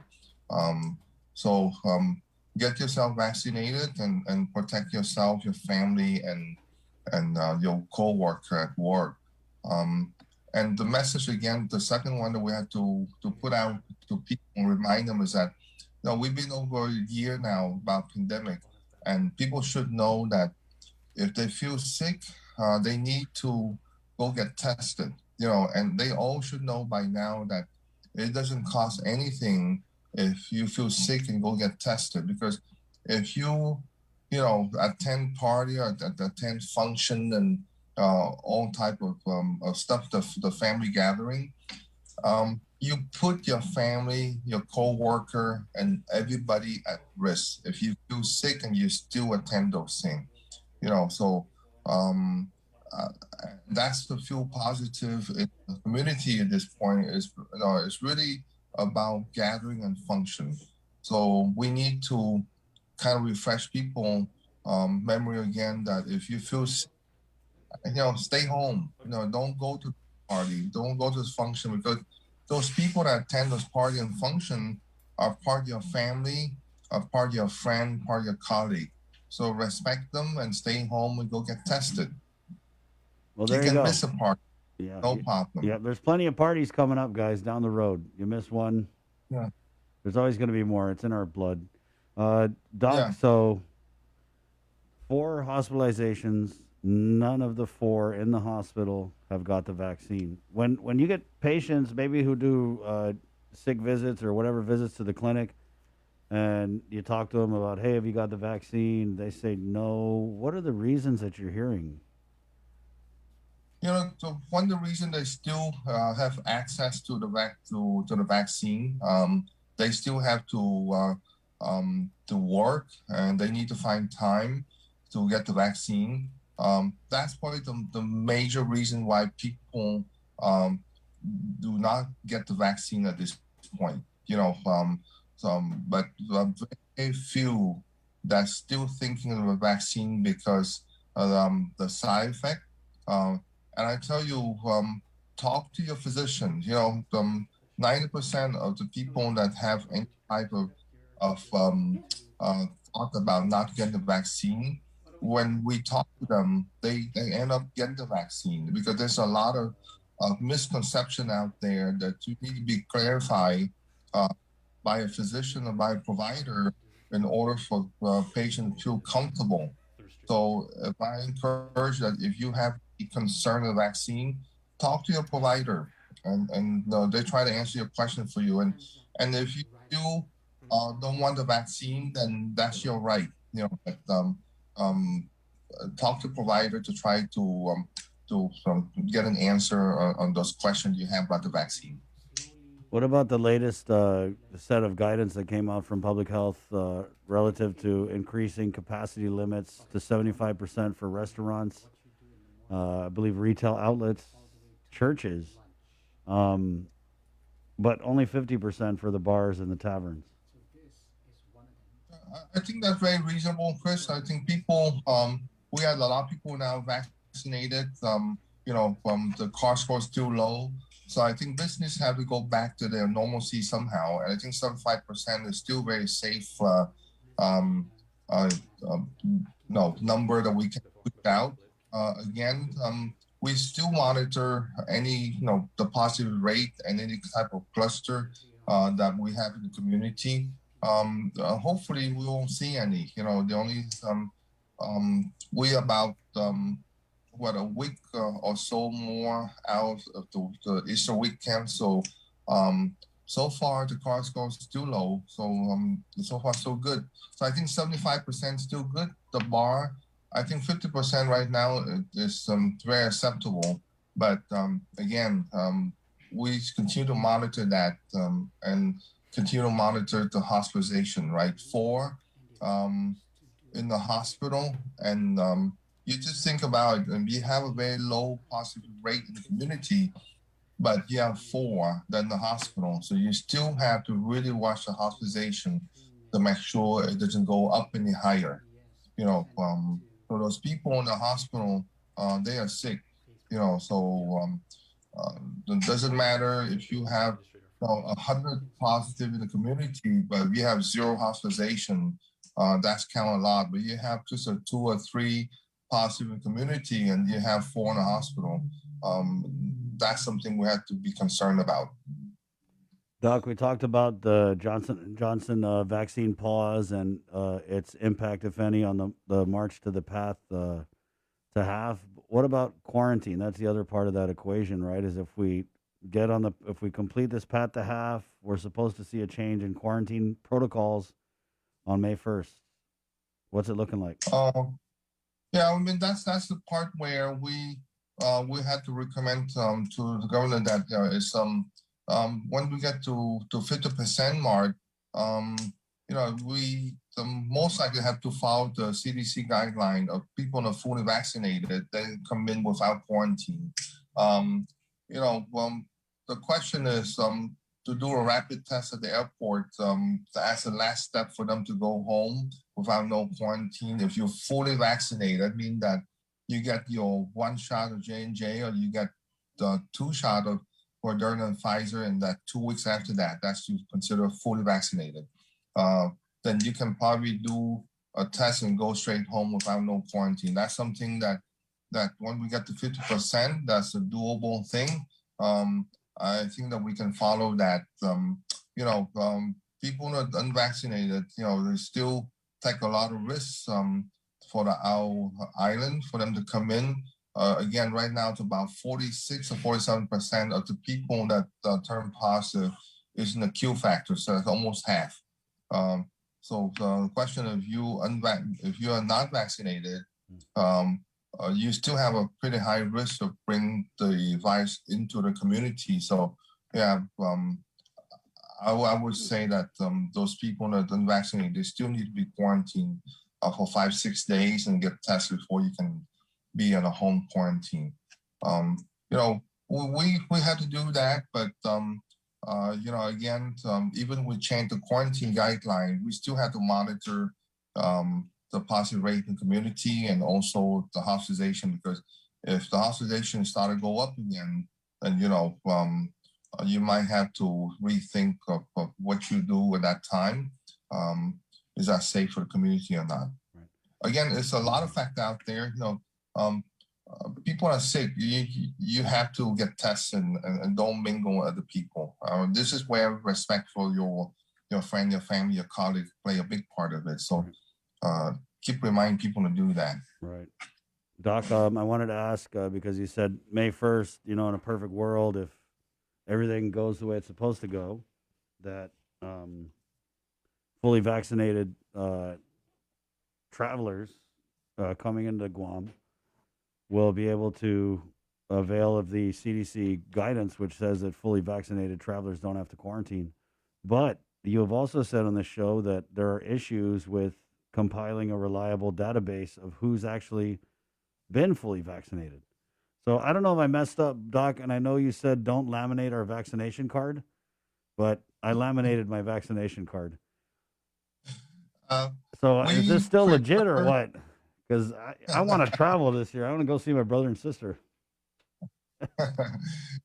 Chris, we prefer to have some type of digital platform that we can check online your status of vaccination rather than just that white card, because again, it's easily reproducible and it can be fake somehow. So we're conditioned that we have to have some type of online verification for our return resident. Okay, for the off-island resident, they have some. We have to put a requirement somehow that they have a letter from their clinic or the healthcare provider that they complete the vaccine somehow. There's no national database that for verification. But I think just like anything else, we have a letter from the healthcare provider along with their card that they're fully vaccinated. Those two documents should be sufficient for them to come to the island and prove to us that they fully vaccinated. Again, fully vaccination mean that number one is they have to meet the Pfizer, Moderna, and the J&J. But anything that is not FDA approved is not considered fully vaccinated. So they use a vaccine other than Moderna, Pfizer, or J&J, then we would not consider that. Doc, I think we had talked about this, but will another inoculation be needed for the Moderna vaccine after 1 year? Right now, as you see anything else on the news there, that most likely it'll be an annual vaccine, just like the flu shot. Okay. I don't think we can go around that. Most likely, nothing firm out there, but it looks like everything will point out to an annual vaccine for the COVID-19. Wow. So, Doc, I mean, in a year when all of these vaccines start to, I guess, is expire the right word? There's new variants out there, and I think the booster is mostly for the new variants. I see. Okay. But yeah, so in a year when our vaccines need to be boosted, do you anticipate it being the same kind of outreach that we're seeing now, where we have the UOG Cabo Fieldhouse, we have all these different vaccine outreaches? Is it going to be the same kind of thing, you think? I think that as we have the database on everyone already, it'd be easier for people to get the vaccine in the clinic, just like anyone else, or at the public health thing, but that's something that Chris is a few months out, and public health have to kind of make a plan on how to approach that. But it's going to be somewhat an annual thing. This morning I was heard that something that to help some state would try to do a mandatory vaccine for the frontliner, and that's something that they still talk about. And to me, if you're a frontliner and you're exposed to a whole lot, and you gotta protect yourself and to protect the patient that you serve.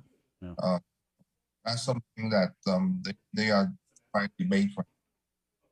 Doc, what about non-residents coming in? Would they have to be quarantined if they are fully vaccinated?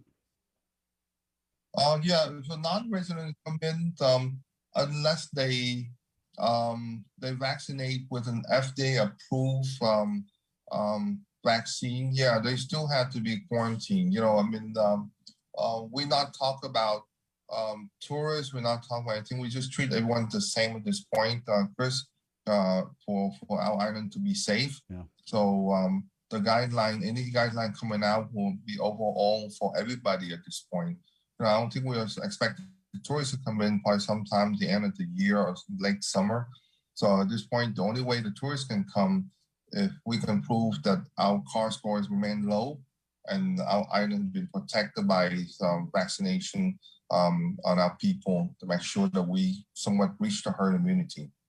Doc, you said that it would have to be an FDA-approved vaccine for non-residents to skip quarantine after we achieve the path to half. So in our source markets of Korea and Japan, and we'll just throw Taiwan in there, what vaccines are they getting, and are the vaccines they're getting, are they FDA approved? I'm not sure what they're getting, Chris, but like I said, by the time we're really open for tourists and they ready to be travel, hopefully we get to our 80% vaccination goal already. Once you get to 80%, the rate of transmission in the community almost zero. So when we get there, really, if you can come in, when you have the virus, the chance that our people get sick and end up in the hospital with the virus is somewhat very, very low. So that's going to be a totally different scenario, totally different ball game at that point. That really, you can come in, get a PCR testing before you come in to see negative, but we don't really have to worry about vaccination anymore. We have 80% of our island vaccinated. And that's the main goal, and our people on our island should understand that. When we really need to get to that goal in order for us to fully open our island for anything, for anyone to come in, because at that time already, you are protected. The island is safe. So that's something we really want to push to let people understand that, hey, everyone want to go back to normal, but we got to work together to reach that goal somehow. We had a question here from Joe. Do we still have to social distance if we're fully vaccinated? Do we still have to social distance? I guess maybe it means if people are fully vaccinated, is social distancing still required? If you're fully vaccinated, it's just like the CDC guidelines. I mean, your family fully vaccinated, and everyone you get together fully vaccinated, and you in the confined space yourself. Yeah, you don't have social distance. I mean, if everyone are fully vaccinated already, you're pretty much protected. But if you're out in the community and you don't know the person next to you, they're vaccinated or not, and that's something different at this time, right? But one with 80%, I would say use your judgment. But at that time, I'm still going to wear my mask if I'm going to go outside somewhere where I don't know anyone around me. Right. It doesn't matter if 80% or not. You get used to the mask at this point. But in the family situation where I hang around my friends, I know they're vaccinated already. I'm not going to wear my mask because that's something that that you protect already. So yes, but if you go around people and you don't know, I would still practice social distance, even if you fully vaccinated. Just again, we should get used to that idea. But when we get 80%, yeah, well, that's really, really good. We can open. People can come in, and it's okay. You're not going to get sick. Thank you, Doc. Anything in closing you want to add here? Yeah, again, guys, we need to get to that goal. Go get vaccinated. If you have a question, go talk to your provider, and they will try to clarify any misconception you have. The vaccine is safe and very effective. That's number one. And number two, if you are sick, again, go back to square one. If you're sick, skip the party, skip a function, protect the people around you, and respect people around you. So we can and go get tested. So that way we can keep our cost going nice and low. Okay. Right. We have a comment here just before you go, Doc. Chris, I'm not sure if you gave a straight answer. If I have family coming in from Texas end of next month and they are vaccinated, do they plan to be quarantined for 6 days? If by the end of next month we already reach a 50% goal, and if they can produce their card that are fully vaccinated along the letter from the healthcare provider they're fully vaccinated, the more likely I would say that if the governor bless the recommendation that they will not be quarantined at the hotel, they can go home from the airport. Doc, and the last question. So if you're fully vaccinated, we reach the path to have, perfect world, end of next month, I show my vaccine card, am I just going home and I could just do whatever I want, or am I going home to home quarantine for whatever amount of days? You should go home and do whatever you want. Okay. There you go, guys. Thanks, Doc. Okay. You're welcome, guys. Have Appreciate a good it. day. Yeah. Have a good weekend, Doc. Got it. Okay. Okay, appreciate it. Right on. Dr. Ho Wen, the Physicians Advisory Group Chair. Good talk there. Good talk. 50%, they say it's doable. It's doable. 80%, though, is where it's at, guys. God, I know. We thought this 50% was a finish line, and there's another finish line you need.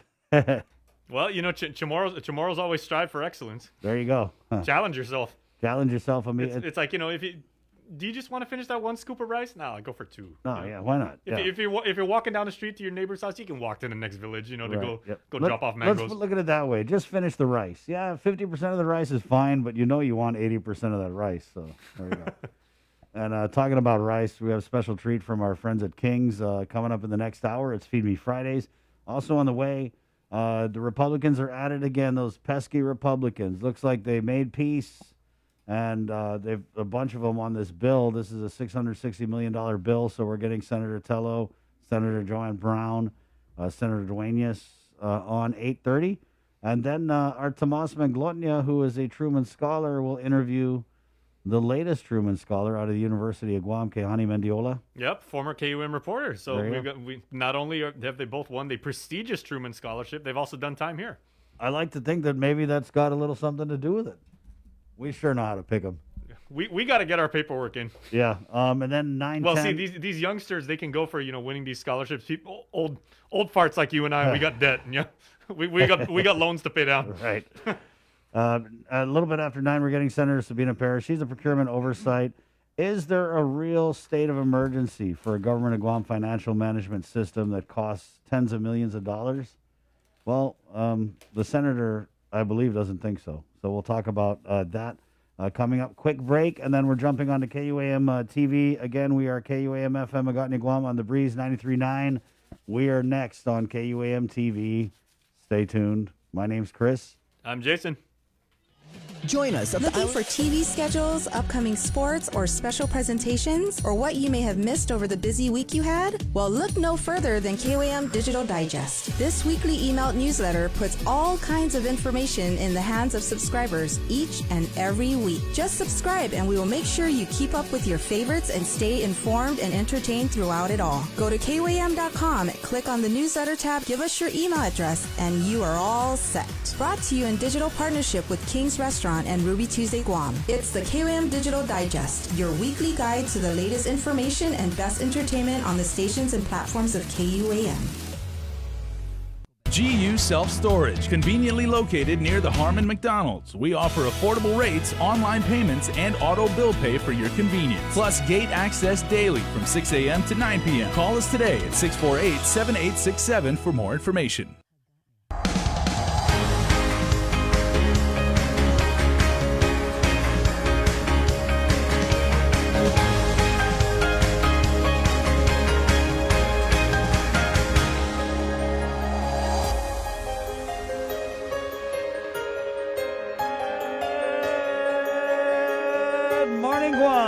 Friday business. Biba. Good morning, KUAM TV. My name's Chris. I'm Jason. Good morning, everybody. Good Friday. Good food. Good sunshine. Good vibes. Good show. It's The Link, brought to you by East West Rental, Calvo Enterprises, Carrier, IT&E, and our friends at Jack in the Box, where you can get the Triple Jack bonus Jack combo. It's back, a returning favorite.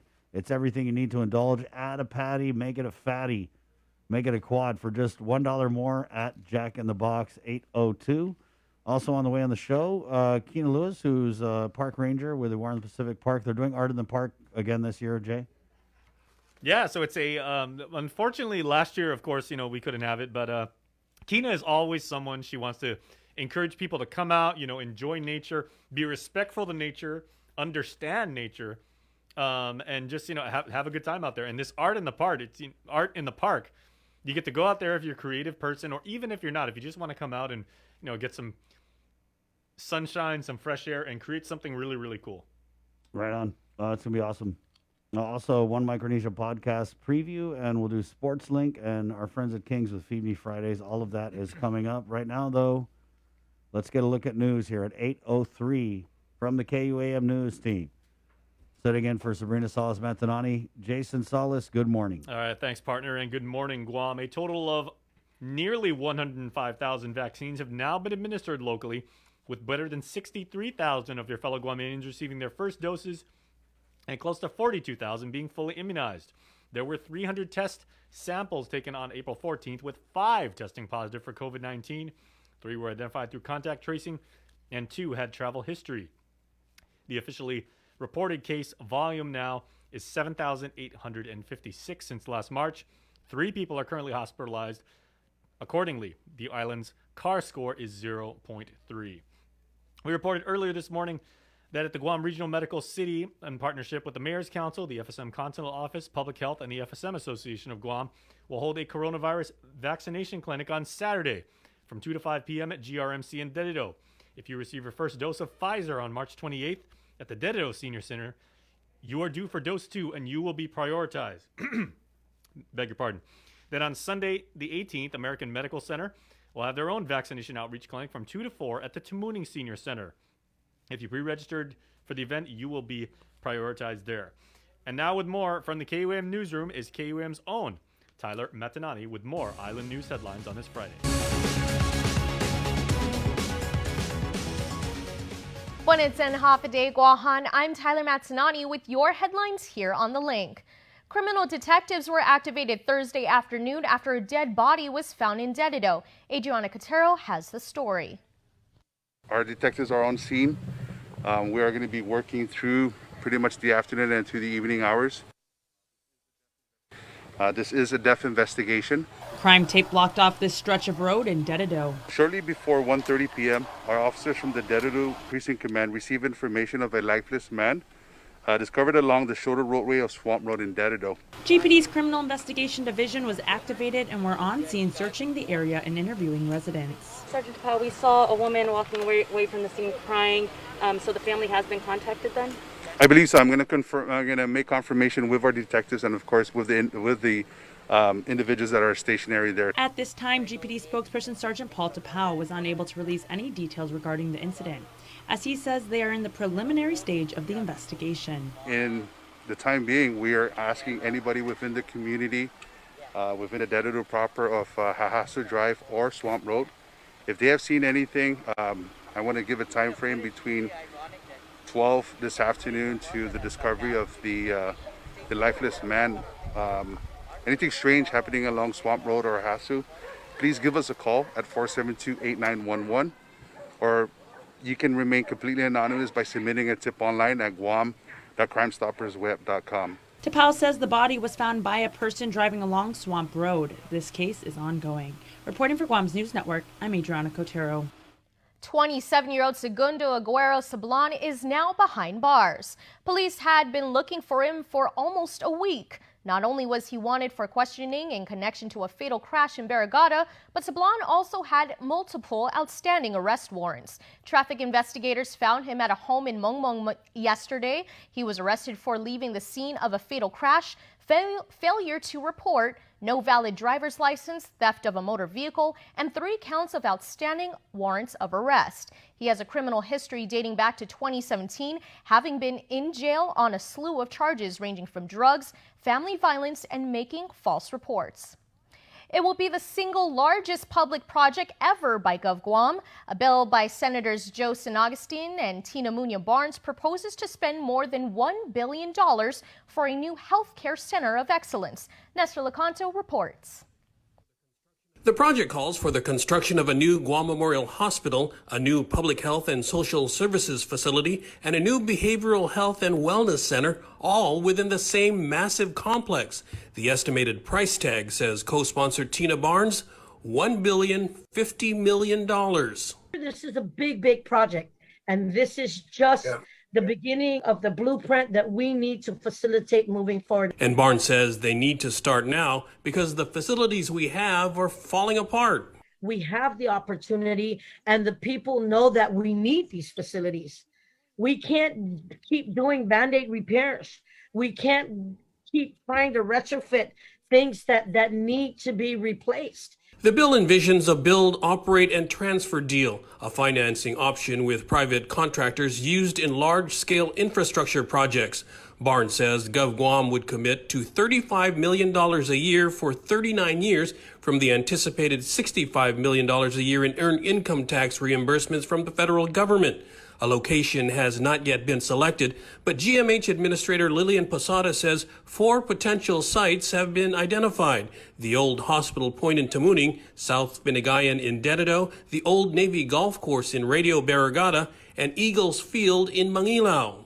My preference is, again, Central Guam. And so, again, it's for the whole island of Guam, not just for, particular group of individuals. It's for the whole island. The governor has publicly expressed a preference for Eagle Field, but in a recent public hearing, some testified that the property should go back to the original landowners. Meanwhile, Barnes again stressed that their bill is just the starting point for what she expects to be a long and vigorous public discussion. The administration, the agencies, the community, the private sector, what can they do to make this facility, to make this Center of Excellence happen in this generation? For Guam's News Network, I'm Nestor Lecanto. That's the news for now. We'll see you all at 6 tonight on Primetime.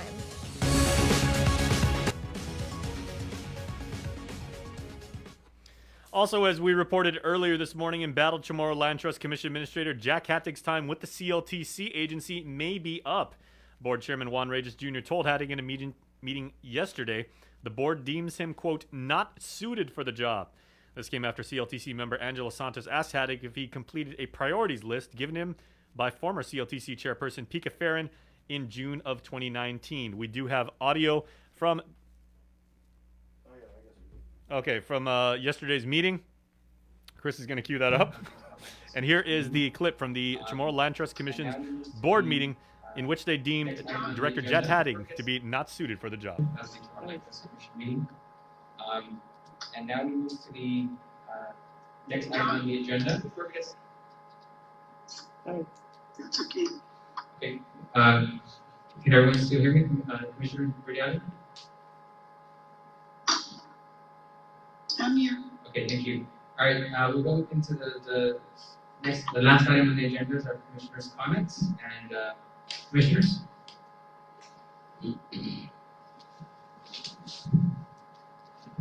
Hi, thank you all for your patience. Thank you for all your hard work.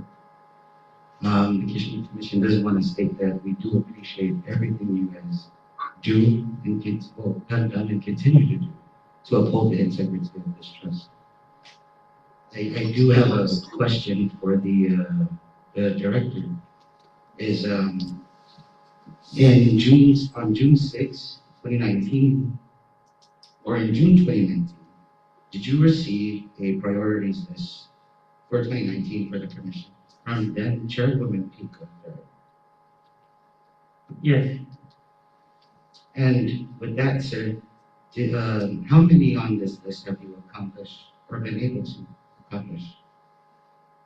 I'm sorry I don't have the priorities list in front of me right now, but I know that it was a very difficult process in the very beginning to try to ascertain that, but I can certainly get that information to you on how much we were able to get done in 2019. And when will you be able to provide us with that information? As soon as possible, as soon as I can get back to my computer and send it to you. Okay, so. Okay, Mr. Chair, that's all.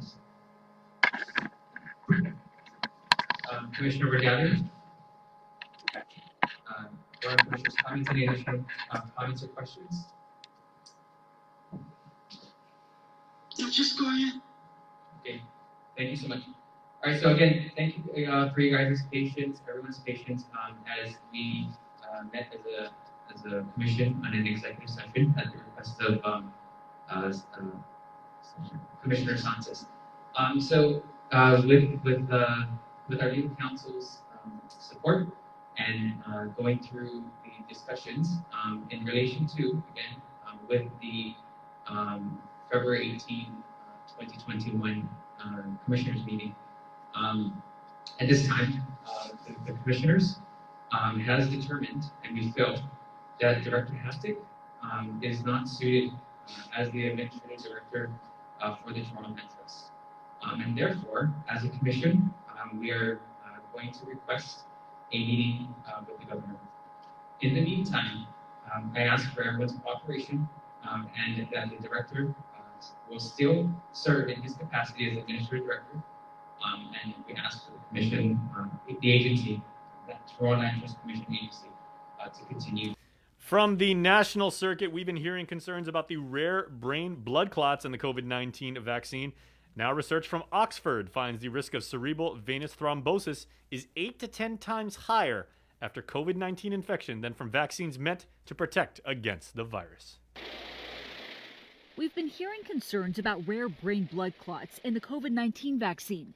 Now, new research from Oxford University in England finds the risk of cerebral venous thrombosis, or CVT, is 8 to 10 times higher after COVID-19 infection than from the vaccines meant to protect against the virus. The importance of this finding is it brings it back to the fact that this is a really horrible illness that has a whole variety of effects, including increased risk of CVT and PVT in this group. Both AstraZeneca and Johnson & Johnson have had very rare reports of brain clots related to their vaccines. The U.S. paused J&J vaccinations earlier this week to investigate the clotting link further. The Oxford study, which hasn't been reviewed yet by scientists or published, looked at 500,000 COVID-19 patients and found CVT occurred at a rate of 39 in a million people after infection. Those numbers were 4 in a million with the Pfizer or Moderna vaccines and 5 in a million with the AstraZeneca vaccine. So actually more than the Johnson & Johnson, but dramatically lower than if you had the virus. And it's an important observation, and I think it's going to change now because we're going to be able to prevent these and treat these early as we develop strategies. Researchers say this new research highlights the benefits of vaccination still outweigh the risks of getting COVID. Nancy Chen, CBS News, New York. A update for you now with the latest happening around Guam in our island's own indigenous native tongue. Here is King Concepcion with your Chamorro News Update. Buenas tardes tiga asunto givenut sa moro gini KUAM News para Bednes dia 16 de Abril 2021. Manmagang ni Detective Kriminal anay marsoda un matay tao to giza dededu. Spokesman para Departamentong Polisia si Paul Tapao asangan na didit después a la 1:30 gitaluanin Webes maresibi ni polisia gini dededu precinct informasyon por un matay tao to gikantunsalan Swam World gita dededu. Manmagang Criminal Investigation Unit zaman istaba gi adza na lugar zama interview siya ABC Maliun pala ang tumatengis ani aswaha di lugar. Mafaisi si Tapao ni KUM ko esta makantak familia na imatay. Diyan ko pumarente zana zana Palawan. Ilang nahunggang bente sa para konfirma dyan ni Detective siya zana di man istabagwihi. Tisina ma si Tapao release informasyon sa pagpago matututo ng investigasyon. Gyotro asunto, maprepreso esta si Segundo Aguero Sablan, 27 anos na edad. Kasyon sa mga etro asunto, maprepreso esta si Segundo Aguero Sablan, 27 anos na edad. Kasyon sa mga esta di kanya maligaw si Sablan ni polisiya. Ay ti pura jay matay un tao to gikras kareta giza barigada. Lopod lamig ay John Warren in arresta. Masoda ni traffic investigators giung guma giza mungmung ginigap niya. Maaresta pura dingoy kras kareta no pinino un tao to. Tata lisensyan na manyugon, manaki kareta, jan tres kwenta na outstanding warrant of arrest. Ito na historiang kriminal si Sablan sa tutunggoy gidos May 17 na sakan. Gini mapreso pod lambig na kinanto DC. Disti Bineno, ang pitong familia, dani mandagi gi-report siya. Gyotro na asunto, ang fafada si Eloid Dulay, lamig na inisaw, disti manhatmi gumatawtaw, ang pitong familia, dani manispanta. Sigo ni magistrates na complain, uno na susedimento, gi-23 gimatsu, man respondi polisiya giza dededo, ani man sinanganin no biktima na humalom si Dulay, gigumaniya zan machati, za duroy na salaw gigwi. Sinanganis Dulay na parang tinaga ni machati. Agad sagi biktima dyan famagon niya man halong gi presento. Lotsonik si Dulay, ipeta hasta kimappa gi bisagra. Za puntay biktima ni machitin niya. Adingwi gima si Dulay. Lotisina masoday machitin ni polisiya. Nung explica gi complain, sa si Dulay habisita i biktima. Masoday lusutumo si Dulay gi 14 gi arbit gi hulo bangko gi san hitong guma. Kumefalago gi halumtano lumagatsa ni polisiya. Gima sa tikulo, makonfirma ni KUM na igin speaker para legislatura si Joe T. San Agustin sa matay Yogan Webes. A serbi si San Agustin 20 anyos gi legislaturang guahan. Diste may lihi alum gimina 14 na legislaturang guahan. Giza speaker gi después gimina 20, 21 dan 22 na legislatura. Si San Agustin sa tatan pago na senador, Joe R. San Agustin. Yutumo para pago na Bednes. Kana 570 milyon pesos na unemployment assistance maapar si Huzong sa hulog gimatsu na mes. Iguam Department of Labor sa release mas nuevo na report pinasa lista na 280 milyon pesos na inapasya ni PUA, 253 milyon pesos para federal unemployment compensation, 33.8 milyon pesos para lost wages assistance. Kana 20,000 na tatawag man mangklama, 15,291 sa Famalawan, de 13,345 na lalahi. Mas mega na grupo sa adun na edad man mangklama no 25 hasta 54 anyos, niya total 18,128. Imanam ko ni 55 anyos para hulo, dyan man hoben ni 16 hasta 24 anyos na edad, sa siya segundo tatkilo na grupo, no 5,300 kada uno. Mas mega inuman mangkaklama, sa man masotsotso lumaribay oras niya. Kasi 9,450 masangan naman tayo sa siya, sa 6,334 masangan naman ma-furlough siya. Mas mega na rasa ni man mangklama sa Itagalo ni 11,834. Tinatizin ni Zamoro ni 9,124, dyan ni Marconicians yung 5,170. Latest Guam news. Make sure to check us out anytime, 24/7 at KUAM.com. Chris, are you hungry? I never realized doing the news, because Bree does it all the time. I worked up quite an appetite doing it. Yeah, it's a workout. Well, it's funny that you mentioned that, Jay, because as a matter of fact, yes, I am hungry. That's like the answer is always yes, by the way. I could really go for like a really... No, Jay. You know what, man? You've been working hard. Bree just is off. She's going to be out for a couple weeks taking care of family stuff. But you have really been busting your butt today. And my gut. And your gut. And I just want to reward you. Oh, really? For your hard work. Thank you. That means everything to me. Yeah. I will gladly accept food as payment. To me, you're media royalty. I mean, you're like a king. So you deserve a feast fit for a king from kings. Ah. Hey, let's bring on our buddy Kiko. Frank. from our neighbors right here in Kings Harmon, where we're doing Feed Me Fridays this morning. And thank you so much, Frank. Nothing says breakfast like King's fried rice a la mode. Hi, good morning, Chris. Good morning. Good morning, Jason. Good morning. What's up, Frank? Good morning, my friend. We're just doing the reveal here, Frank. Ooh, the unboxing of the world famous fried rice a la. Yeah. Frank, this is what is it your most popular breakfast dish? Yes, fried rice a la, 46 years. That's the most popular one. Yeah, it's for a reason, because it's so awesome every time. It's just a real go-to, you know what I mean? I mean, anytime we get breakfast from King's, there's always got to at least be a couple fried rice a las, and then you get your like pancakes people or whatever, but team fried rice a la. This is protein lovers heaven right here. I mean, you're on next level. So Frank, I see I'm counting them 1, 2, 3. There's exactly 8 Portuguese sausage here. Is that a standard number, or do you just like kind of like figure out how big the scoop of rice is, and you guys always just kind of go with the flow or be artistic about it? No, 8 pieces is a standard regular size fried rice a la. Fried rice a la, you can have it morning time, lunch time, dinner time. Yeah. Yep. And I'm thinking if you combine all those sausages together, you probably get like at least half of a full Portuguese sausage. Yep, it tastes good anytime. Where do you guys get your Portuguese sausage, Frank? Because, man, that's a big one. Where you bring it in through, the vendors. Yeah. Yeah, it comes in a bulk, so we cut it ourselves to our standard measurement. You hear that? It's so big, guys. It comes on a boat, and then they got to cut it themselves. Hey Frank, how long have you been at King's now? About 18 years. Wow. Yeah, because I was gonna say, as long as I've been at KUM, you've always been over there. You've always taken care of, like me and my family and my coworkers over here. And I'm gonna say, in that time, right, whether you're in the back, getting the food ready, you're serving, you're running the front of the house, the kitchen, whatever like that. How many fried rice a las do you think you've actually made in your 18-year career? And does it ever get even remotely boring? Because everyone like always looks like it's made with love.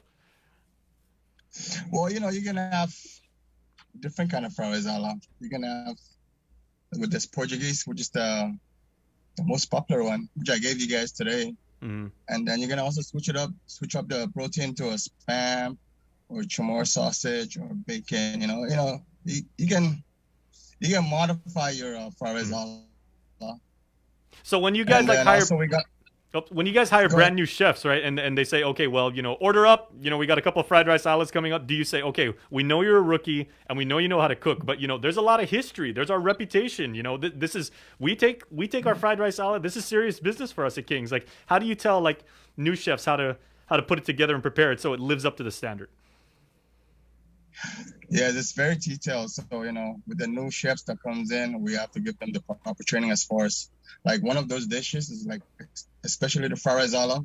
It's very famous for King's. When you say fried rice a la, King's, right? Yeah. Mm-hmm. So we have to maintain that standard, that portioning, preparation, production, and everything like that. Right on. Okay, but now the test. And we're going to bring it to Yep, Mr. Expert himself. Man, Frank, what I love about this is I really love the way that you, and it kind of shook a little on the way over here, but I just love how you put this, and you guys can get whatever kind of eggs you want on it, but the scrambled eggs, to me, it's classic. I mean, I do like the sunny side up, as they know, crispy bottom, but scrambled eggs with the fried rice a la, and it's a simple fried rice. It really is, Frank. There's a little bit of carrot in here, some diced ham. You have the scrambled egg, obviously the green onion. But it doesn't just taste like that's all that's in there. I don't know what are you guys, if there's something extra, a secret ingredient you guys put in there, but what do you think it is that makes the fried rice a la so popular? Well, the portioning it plays a big role. Of course, we're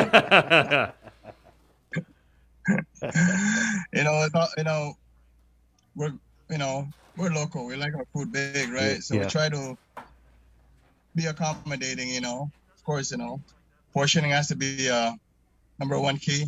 Right. And of course the presentation has to go with it.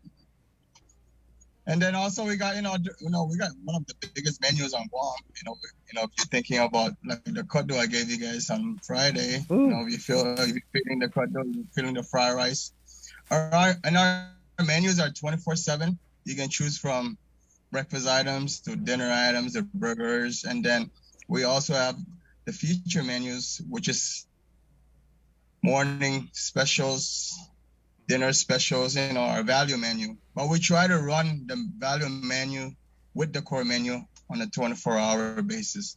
So we try to accommodate everybody, Yeah. If you come in and you order something that it's not on the menu, we have the ingredients and we can make it for you, we will make it for you. Yeah, that's happened a bunch of times. And one great thing about King's that a lot of places to eat kind of struggle with is the consistency, right? I mean, when you go to King's, you order a fried rice a la, you know what you're getting. You know you're going to open that thing. It's going to be surrounded by the sausage. It's going to be in a nice mound with the egg on the top. How key is maintaining that consistency for your customers so when they go into a King's, they know what they want. They get the same. I mean, it's usually always people getting the same thing, right, when they go to King's. So we put in a lot of work and a lot of time as far as training, staff development, and everything like that. Especially the back of the house. It's in the kitchen is very challenging. With the volume that we serve. So we invest a lot of time in training. Sometimes on-hand training. Sometimes role playing. So there's a lot of. Hey, like I said, whatever it takes. I mean, there's a lot of history. What works, at works. King's. You guys Yeah. into role playing up there at King's? I'm down. I'll do a little role playing. Chris wants to come over and like cosplay at King's. Yeah.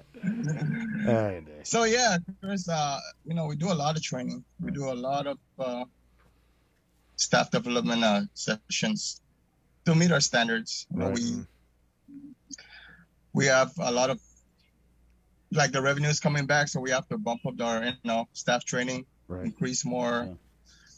We guys got some great workers over there, man. Love the waitresses. I mean, I feel like they're family when you go to King's. You know what I mean?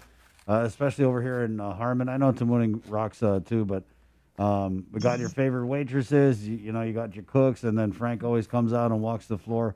It's really a great experience. And Frank, we got to let you go because we got pressing issues coming up. Like we need to play a long commercial break and eat this fried rice. But This is delicious. Thank you, Frank. Thank you so Jason much. couldn't even wait. We want to just thank you for partnering up with us for Feed Me Fridays. And we're doing the fried rice a la mode this morning here on the link. But what you got cooking at King's, Harmon, and all King's today that you want people to come and try out, Frank? Well, we got our pick 2, pick 3 specials. You can choose from pork chop, fried fish strips, barbecue chicken, the cutlet. It's a feature menu, so it's a reduced price, $9.99 for two choices. So you got to come by and try it. There you go. Guys, check it out. They always got great deals going on for lunch and all day. And Frank, thank you so much for feeding us on this Friday with King's. Appreciate it. Thank you, Chris. Thank you, Jason. Frank, always good to see you, my friend. Have a good weekend. All right. Be safe, guys. There you go. It's Frank Kiko, a.k.a. Kiko from King's in Harmon. He's so nice. He just embodies, what it means to have like Guam hospitality. Yeah. Hey, this is my place of work, but I'm treating this like my home. You can come in and eat. But you can tell like from his eyes because we've known him long enough. He's like, guys, I got a kitchen to run. I got customers waiting and everything like that.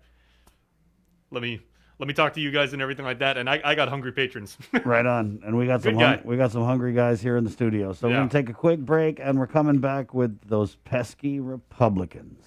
They're at it again, trying to tell Auntie Lulu how to spend that $600-some million. Well, they've got a bill, and it's like they want to use the budget to offset the something with the 600. I'm not a money guy, obviously. But we'll get in and let them talk about what's coming up. And then we're going to go Democrat, too, with Senator Sabina Perez. As there was something that I think a lot of us missed. The media missed it, definitely. But there was an executive order that came out December 18. It was Executive Order 2020-44. And there was just a little piece in this executive order that declared a state of emergency for the government of Guam's financial management system. That was back in December. And I was able to reach out to Adelup Comms Director Crystal Paco San Augustine to ask about the status of this state of emergency for the financial management system. And it's currently still in active procurement 4 months after the so-called emergency was declared. And this is not some chump change kind of purchase. This is like a $20 million deal. So we're going to go in with the procurement oversight and get her thoughts on that. And we've heard from the public auditor. He thinks that the emergency procurement is being abused, especially this far into the game with the COVID-19, right? But, you know, Adelup said that with all this federal money coming in, there's all these reporting requirements and they need a new system. But I just feel, and we'll talk with the senator about it, I mean, if it's already been 4 months under emergency procurement and we don't have a new system, I mean, is it? Oh, it is what it is. So we'll do that coming up here. 8:31. Good morning. McDonald's just made KUAM's multi-platform morning show, The Link, just got a little more delicious with Feed Me Fridays. Chris, Sabrina, Jason, and the rest of the morning crew will take some time each Friday to talk food, taste food, and bring you all the latest and greatest in food from King's Restaurants and Ruby Tuesday Guam, old faves, new hits, and everything on the menu in between. It's Feed Me Fridays on The Link. GU Self-Storage, conveniently located near the Harmon McDonald's. We offer affordable rates, online payments, and auto bill pay for your convenience. Plus gate access daily from 6 a.m. to 9 p.m. Call us today at 648-7867 for more information. Get the job done the right way by getting the right stuff at East West Rental Center. With years of experience helping builders, we definitely got what you need. Call 646-1463 or visit us in Upper Tumon. Open Monday to Saturday from 7 a.m. to 5 p.m. and on Sundays from 8 a.m. to 5 p.m. Only one company on Guam provides every solar energy solution under one roof, Micronesia Renewable Energy. You want solar only? They got that. You want solar with batteries? They got that too. You want outright purchase or lease purchase? It's up to you. Does your solar system need a tune-up? That's what they do. For solar energy solutions from A to Z, you can count on MRE. Give them a call at 632-2613 for a free consultation. MRE, providing real solar solutions built by real solar experts. Family platter of fried chicken? Check. Tray of red rice? Check. Birthday cake? Check. 1 case of water? Check. 12-pack of beer? Check. 2 cases of Pepsi? Check.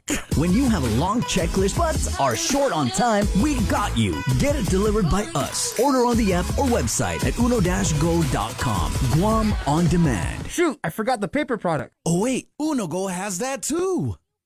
Join the Foundation for Public Education as they recognize some amazing teachers in our community and award one deserving person the title of Teacher of the Year. Watch the broadcast or live stream on the KUAM News Facebook page on Sunday, April 25th at 6:30 p.m. to meet the 6 finalists and learn about their exceptional work as educators. Plus special messages from Superintendent John Fernandez, sponsors, and the current Teacher of the Year, culminating in the live announcement of the 2021 Teacher of the Year. It's a special event you don't want to miss. The 2021 Teacher of the Year is presented by Bank of Guam, Cars Plus Guam, and the KUAM Care Force.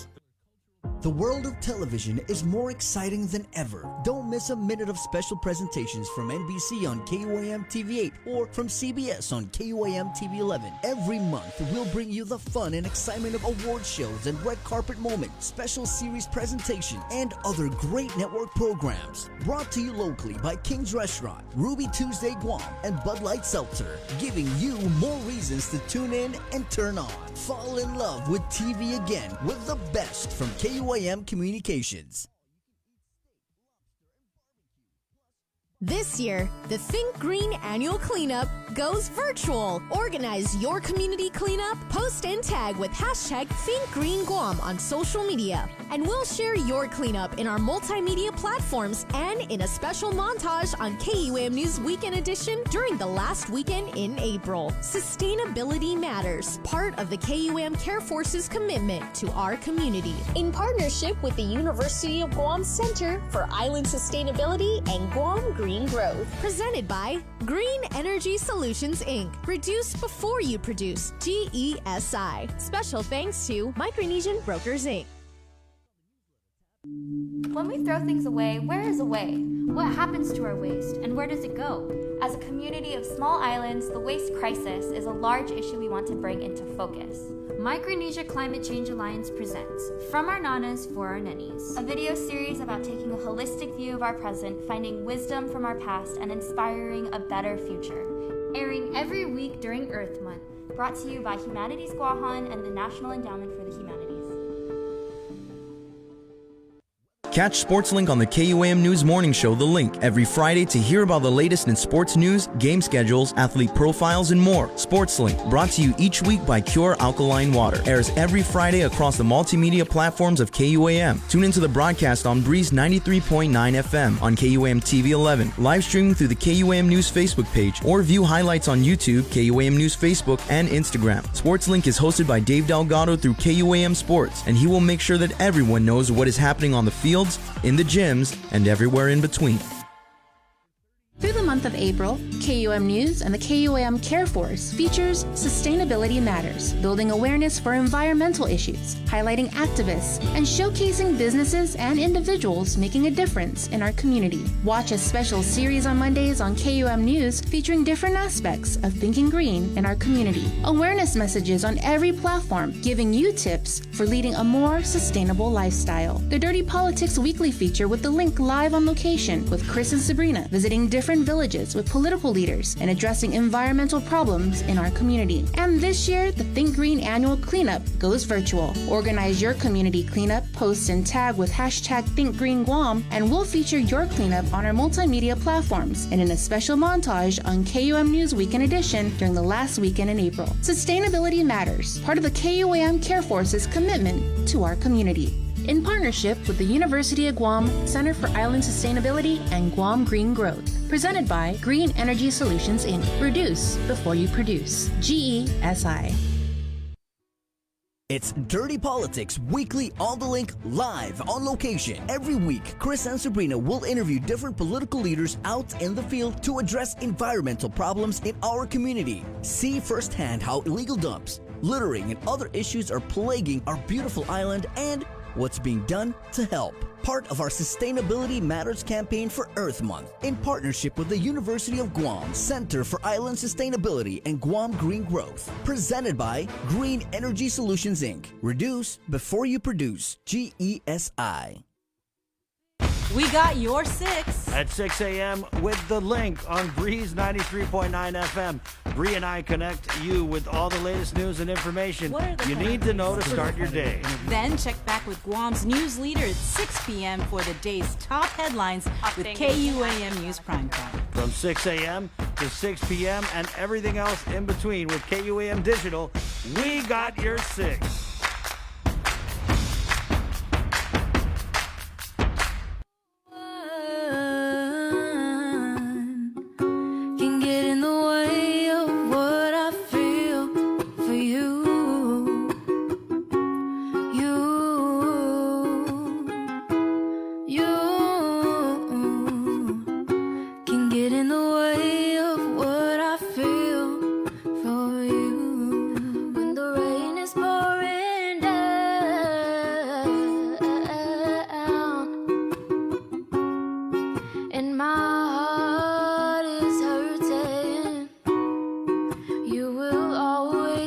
Man.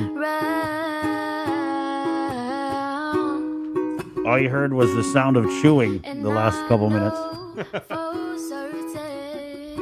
It really is a classic meal.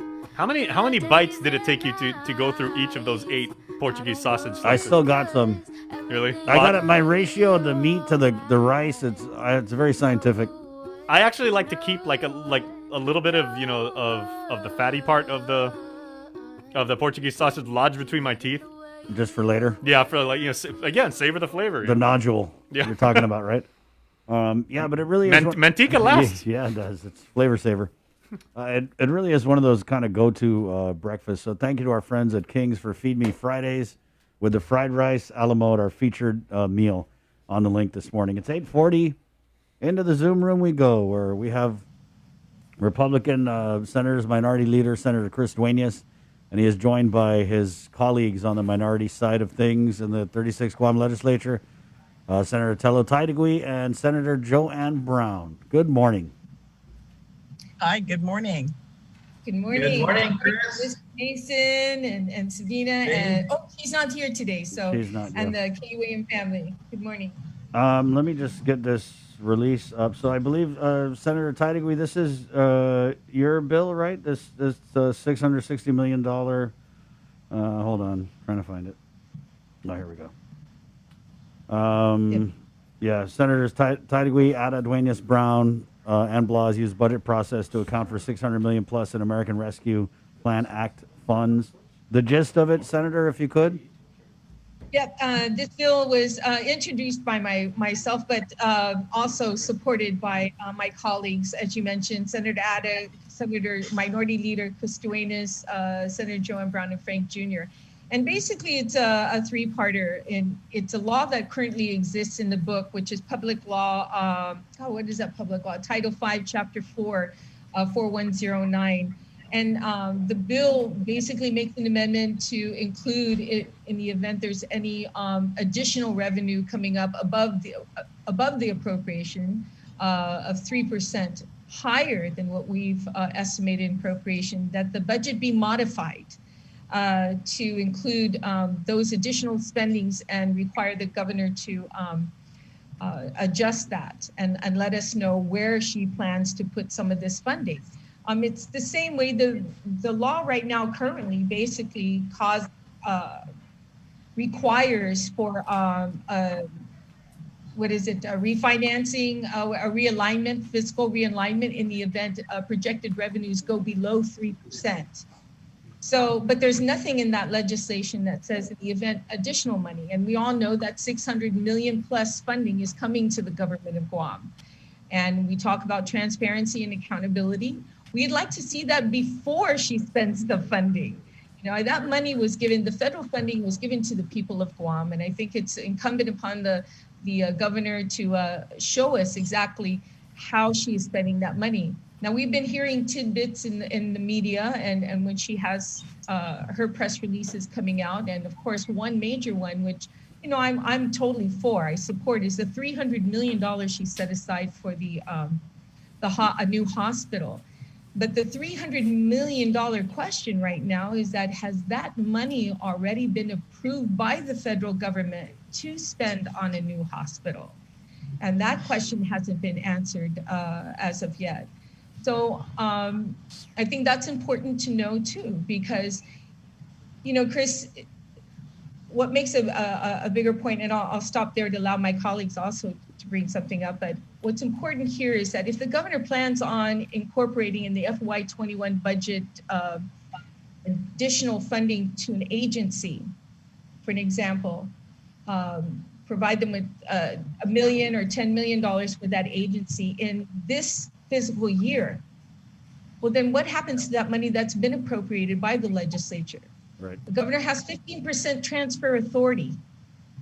Now, she might have handcuffs on the federal government funding, and but if she uses that, you know, and puts it into an agency, and then we find out that agency doesn't need the funding that we appropriated, she can easily transfer that money for something else, and we wouldn't know about it until later. Yeah. So this is basically ahead of time, letting people Guam know where that money is going to be going, and like to hear what she has to say on that. Let me just get in here real quick. So, case in point, former Governor Gutierrez has come on this show a couple times. He's the GVB president and the czar of permitting. And he basically said that he was going to ask Auntie Lulubelle for $20 million out of this American Rescue Plan to, I believe it was to market Guam, you know, as we reopen tourism, or it was a very general description of what this money was going to be used for. Then the governor came on, and I said, hey, Gov, you know, Uncle Carl said you're going to give him $20 million out of the American Rescue Plan. She was like, yes, I am. Yes, I am, Bobek. So, that being said, if GVB is getting an additional $20 million on top of whatever they're getting, and this is happening across the board with different agencies, is this bill kind of how you plan to address those instances? Yeah, absolutely. It basically tells us where she's planning to put this funding, and then we can adjust.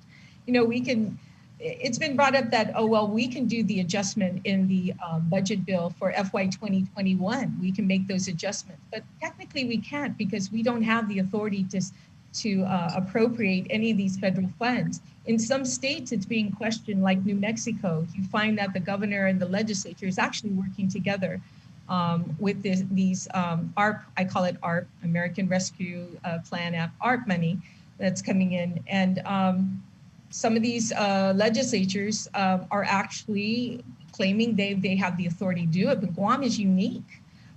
It clearly states that the governor has the authority on how she spends this funding, federal funding coming in. So with that being said, she also has that transfer authority. So whatever funding she puts in there, we cannot spend the money as a legislature. We already know that. This is about holding her accountable for that federal funding and not finding out later on, a year later, how she spent it, or sending us a report. Bill 333 that was passed in the last legislature, vetoed by her and ultimately passed, overridden by the legislature. She did provide us the report that we requested, which was very late, but unfortunately it wasn't itemized. She just said this amount of money went to public health, this went to GPD, this went to, but it didn't tell us to spend it on what. It just went to that agency. Yeah, but you guys have kind of allowed these circumstances to exist by not really pressuring the governor on this. And I mean, I know what that was last term or whatever, but I feel like, you give an inch, right? They take a mile. Well, the governor's like 100 miles away. And now you guys are stuck here playing catch up. Chris, I have to comment because this is an unusual circumstance that we're in as a result of this pandemic. And certainly it's the source and the reason why these additional recovery funds are coming to Guam. And they're coming not for the governor, obviously, or for the legislature. I mean, they're coming here to assist our people through this very challenging time. It is kind of surprising that we would have to legislation like this forth rather than the governor putting forth the plan herself, because she's in a unique position. The fact that she has this amount of federal funding that's being provided, where normally it would be, in our system of government within the three branches, that it would be the legislature that would appropriate funding. We shouldn't hear piecemeal about one, if it's former Governor Gutierrez at GVB saying, oh, I'm going to get, I want 20 million, and the governor's coming on and saying, oh, I'm going to give you 20 million. I mean, that isn't how we should be listening to this process. There should be a plan put forth so that we collectively as a community know where the community money is going.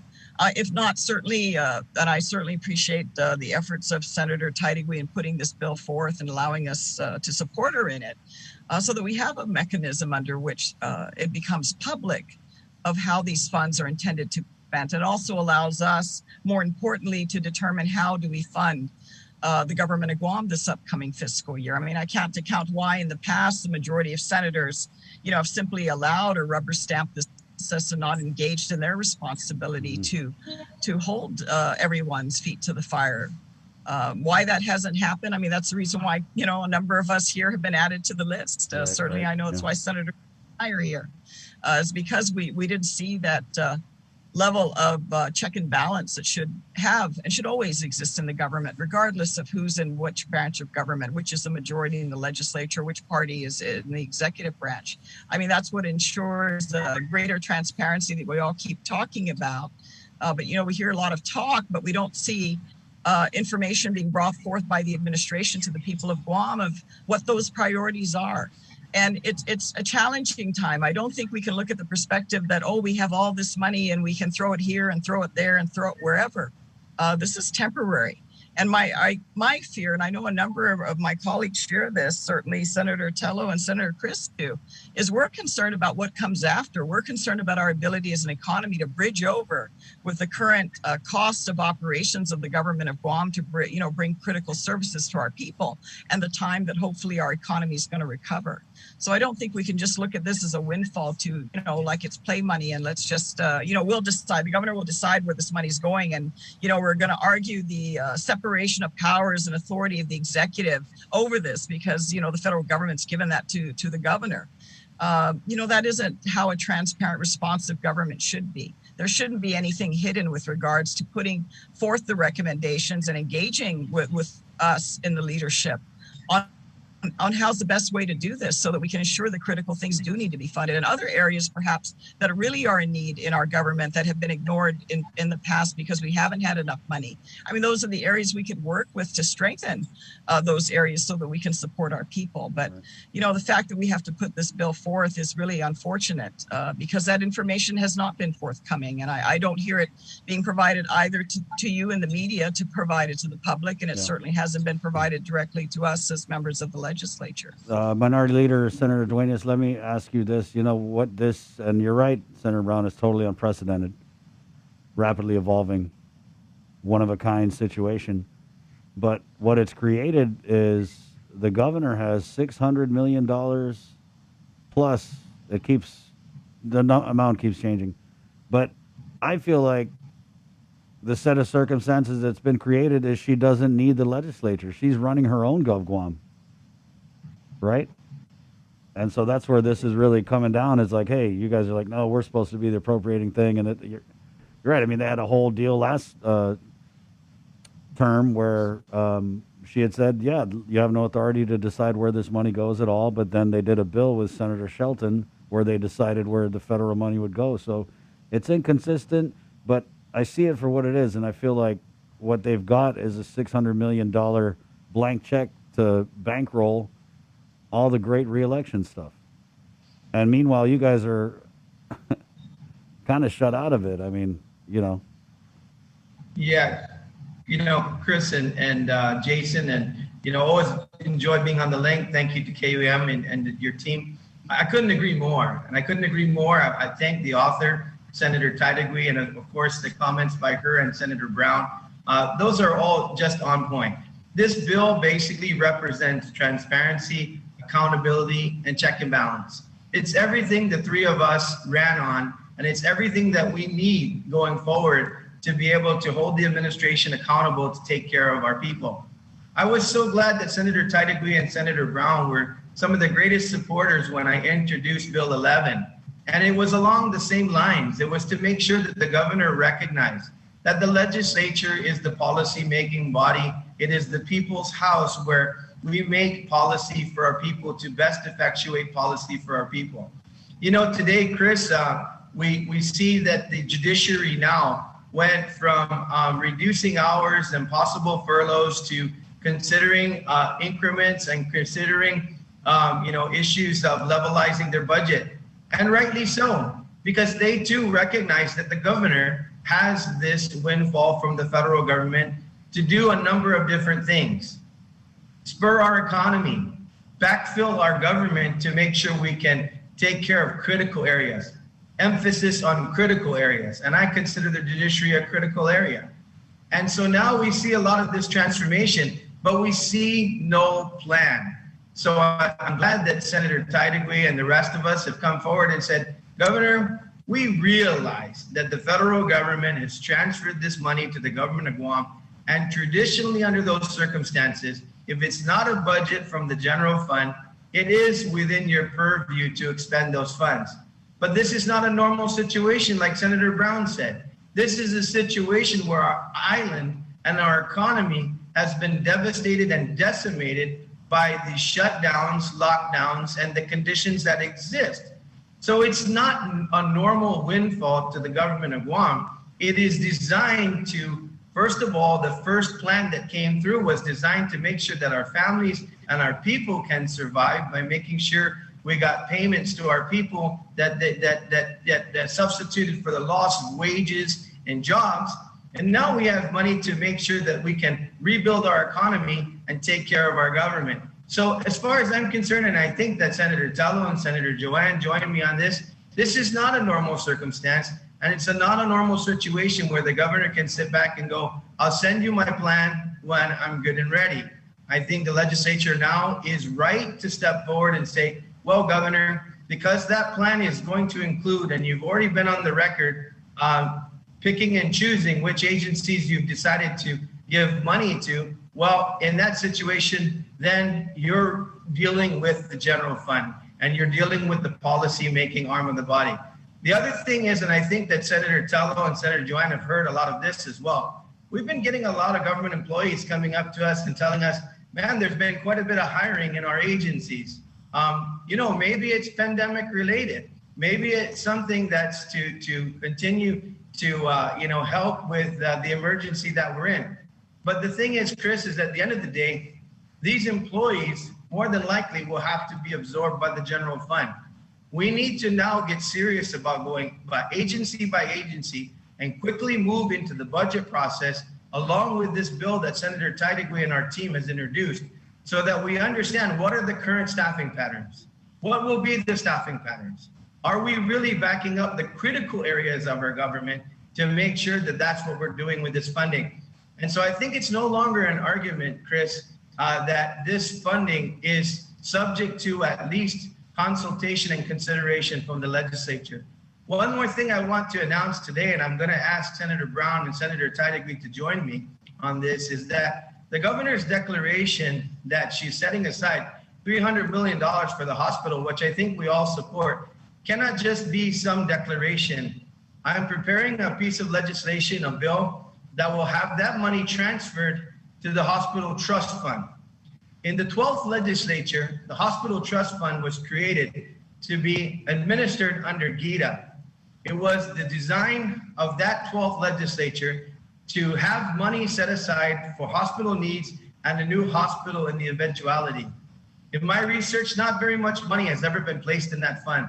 So I'm going to call on the governor to step up and put that $300 million in the hospital trust fund, because we don't need that money just sitting around in a bank somewhere or somewhere else. If we have a government of Guam account that's designed to hold that money to say we are committed to building this hospital, then put it in the hospital trust fund, and that's a bill that you'll see coming out next week. And I hope my colleagues will join me.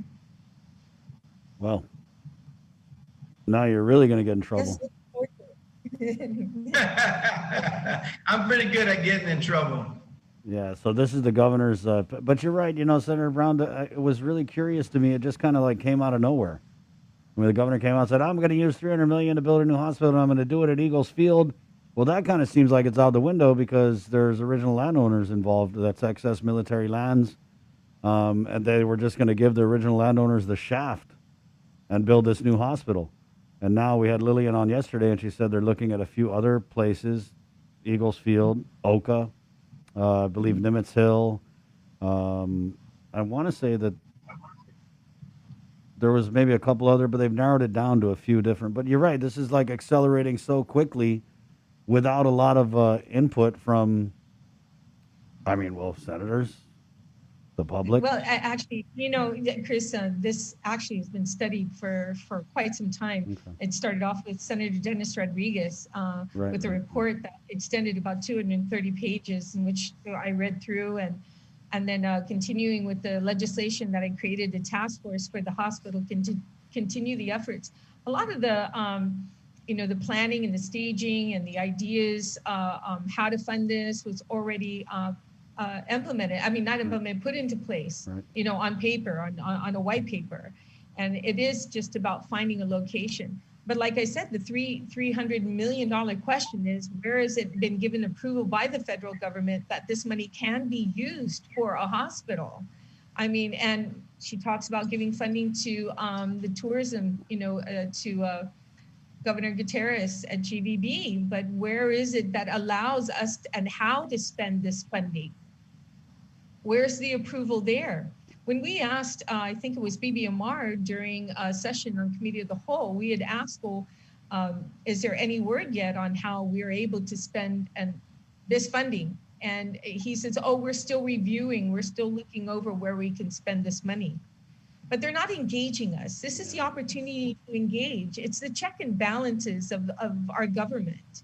Like Senator Brown said, and we're not being able to, have that type of watchful eye if the governor is just wanting to do everything on her own.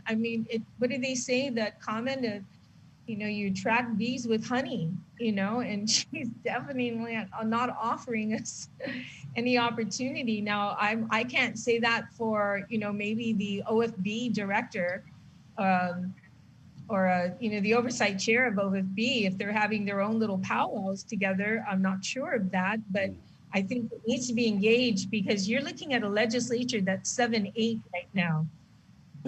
You're going to need the support of both parties on this legislation, not just one, because we all know that even within their own parties, they have their own issues, and they don't always agree.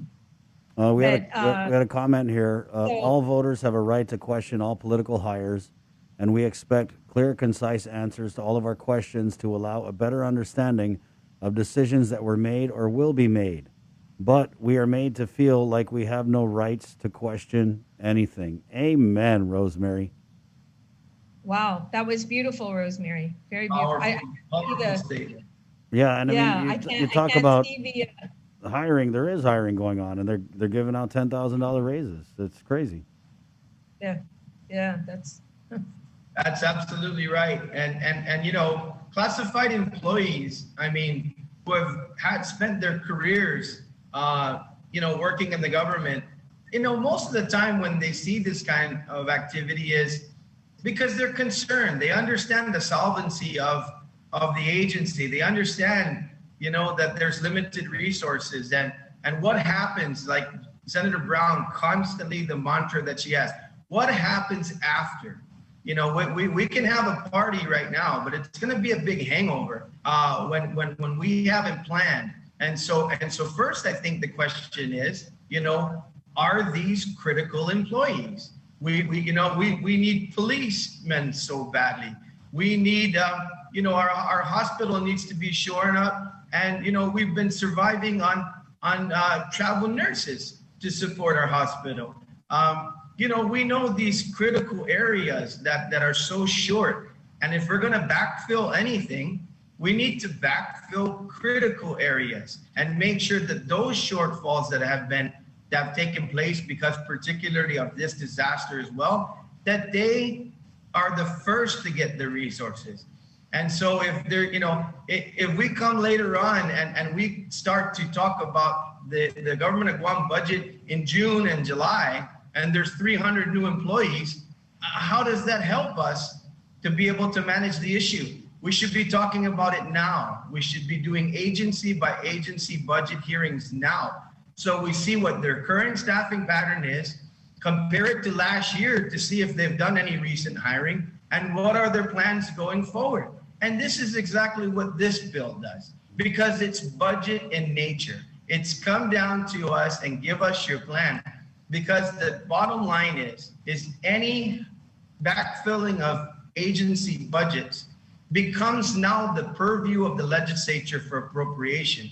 Because if you're going to supply that agency with that type of budget for whatever mission that you're calling for, you're basically adjusting your executive budget that you've already sent to us, then that now becomes the purview of the legislature. And we want to make sure that it's the critical areas that are gonna be funded, and not just we decided we need 10 special project coordinators over here.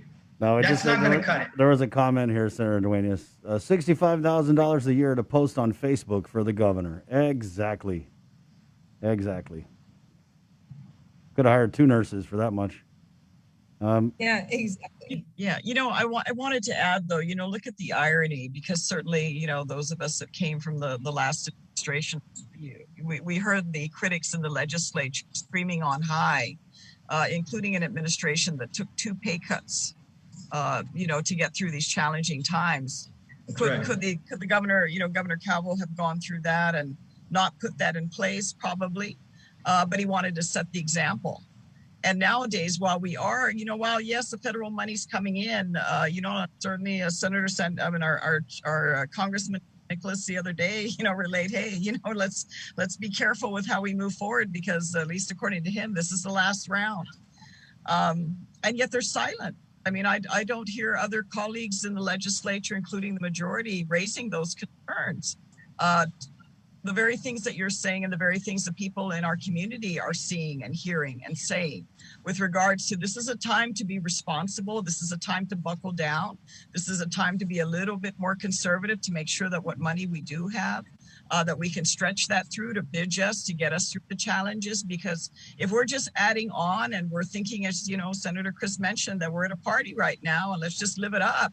The day's coming that we're very concerned about. We're very concerned about it. What it's going to take to get our island and our economy and our community back to where we were in January of last year. Just realizing still the challenges. I mean, this coronavirus has not gone away. We have other jurisdictions around us, including, our source of tourists, that this issue is still a major issue, and it hasn't been fully eradicated here either. We don't know what the next chapter is going to bring. And we should be a lot more conservative. This is not a time to grow the government. This is a time to hold the government responsible and make sure that we are very careful with how we're spending what money we have, because, we don't know what's ahead. It's the uncertainty that lies ahead. And instead now all we hear about is how we're going to spend. We wanted this, but I don't just want a hospital. I want a Cadillac of a hospital. I'm sure we all do, but can our people afford it? Can we sustain it? Are we going to be back in a few years to another deteriorating facility that in a short time we're going to, we got to demolish it, we got to buy new? That's nice, but can we afford all these resources? Can the people of Guam afford what certain people in this government want to give them? But for the rest of the legislature, including those on the other side that are the current majority, to be silent about this, to say nothing. I mean, that's the very thing that encouraged me to run. I know it encourages Senator Chris to run and our former Republican colleagues that served in the past, Senator Frank, Senator Tony. That's the reason why we ran, is because we just were dumbfounded at the lack of check and balance. Because I'll tell you, I remember the screaming and yelling at the legislature attacking the previous administration about these issues. But now when you see it happen on their side, my gosh, it's quiet. It's like it's a normal day in paradise. Who are we? We're, to even raise these questions. And our people are not, they see what's going on. They know what's going on. And it's almost like, well, too bad, because we're in power, we do what we want. And that's really not why we're here. And that's not our responsibility of why we're here. I mean, we're caretakers for a time. And it shouldn't be a question of, gosh, how fast can we run to take everything we can get while we can get it? That's not why we're here. That's not why we're in elective office, to abuse those capacities that we've been entrusted with on behalf of ensuring that our people are getting the services that they should be getting from our government.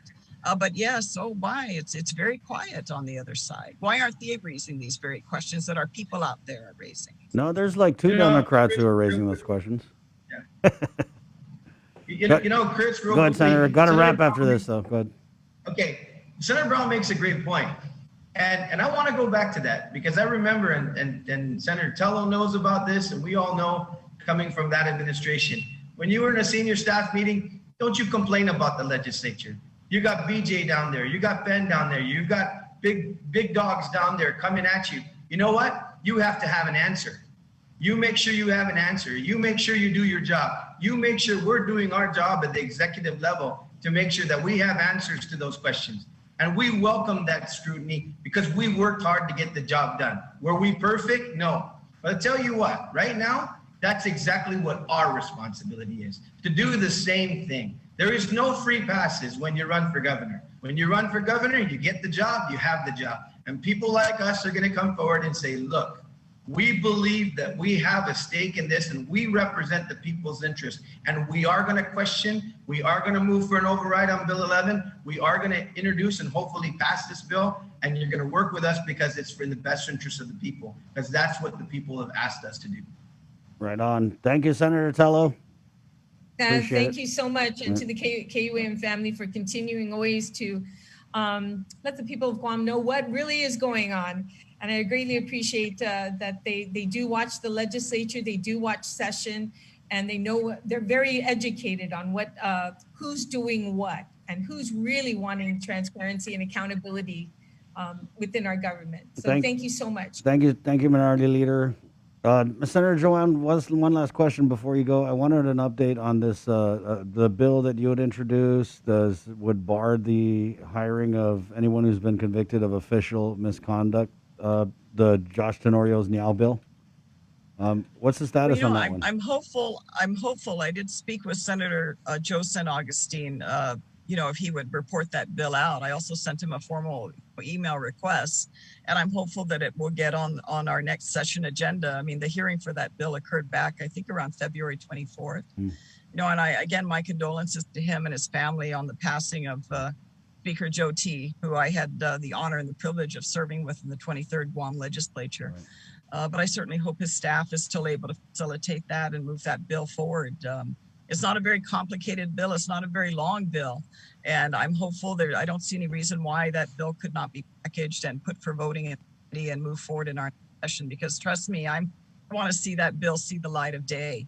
Again, it comes down to ensuring responsible actions are happening in our government. And when people violate the trust that's been given to them and the opportunity that's been given to them, I don't think we should be rolling out the red carpet to allow them to come back and violate that trust again. So I'm keeping an eye on it, Chris, and thank you so much for asking what the status of it. I'm just hopeful that Senator St. Augustine through his committee will move that bill forward and get it on the floor for the next session. Thank you, guys. Got to run, Kay. Thank you. Hey, Thanks for having me. Yeah. Take care. We'll eat some fried rice a la mode for you. Don't worry. 9/11. I want to bring on our good friend Tomas Manglotnya of the KUAM News team. Good morning, Tomas. Good morning, Chris. Good morning, Jason. How are you guys doing? We're doing pretty good. Doing a lot better now that you're here. And Tomas is going to handle this next interview here on the link. So I'm going to go ahead and turn it over to you, Tomas Manglotnya from the KUAM News team. Good morning.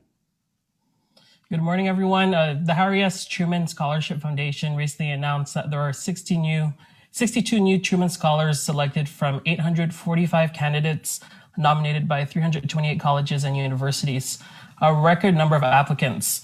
And we're grateful to be joined today by one of them representing the island of Guam, Keani Mendiola. Keani, welcome and congratulations. Hi, good morning. Nice to be here. I'm very excited especially to meet you, Tomas, a past Truman Scholar. So I'm very honored. And so bring us back to when you heard the news. Where were you? How did you feel? Who did you tell? Okay, so it's actually a funny story about how I found out. Dr. Ronald McNinch at the University of Guam, he had called me and he asked me, could I come to the SBPA Dean's office at the University of Guam to take a photo with the president and the dean, like a finalist photo, because Guam this year did have 4 Truman finalists, which is a milestone itself. And so, he asked me to come down there and if I could bring my family. And I honestly just thought I was there to take a finalist photo. I had no inclination, that it was anything other than that. And when I got there, I saw President Christ, I saw Dean Annette Santos, I saw Vice President Dr. Anita Enriquez, and, just some of the other staff and faculty there. And still, it didn't occur to me that this was anything more than a photo until Dr. John Rivera, the Truman faculty representative, he asked me, can we take some candid photos? And he handed me this book and he said, can you read this passage in the book? And so when I was reading the passage, I wasn't even fully comprehending what I was reading. I thought that I was talking again about the Truman Scholarship and, some information about that until I got to the last part that said, would you please share the good news? The University of Guam, Keani Mendiola has been selected as a 2021 Truman Scholar. And I couldn't even read out that last part. I was just already in shock and disbelief that, wow, this is a dream come true. And I can't believe that I'm here. So, I just feel deeply honored and just very grateful for this entire experience and for the Truman Foundation for believing in me. Wow, what a story. I can't imagine what you were feeling in that moment. For those who don't know, the Truman Scholarship is a public service graduate fellowship. It's a living memorial to President Truman. And Keani, I wanted to ask a little bit more about you because you are also part of the KUM family, having worked there for a bit with KUM as well.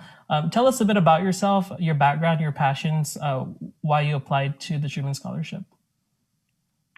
So my name is Keani Pilar Mendiola. I'm 24 years old and I'm from the village of Petey. I have a very active 2-year-old son named Cohen.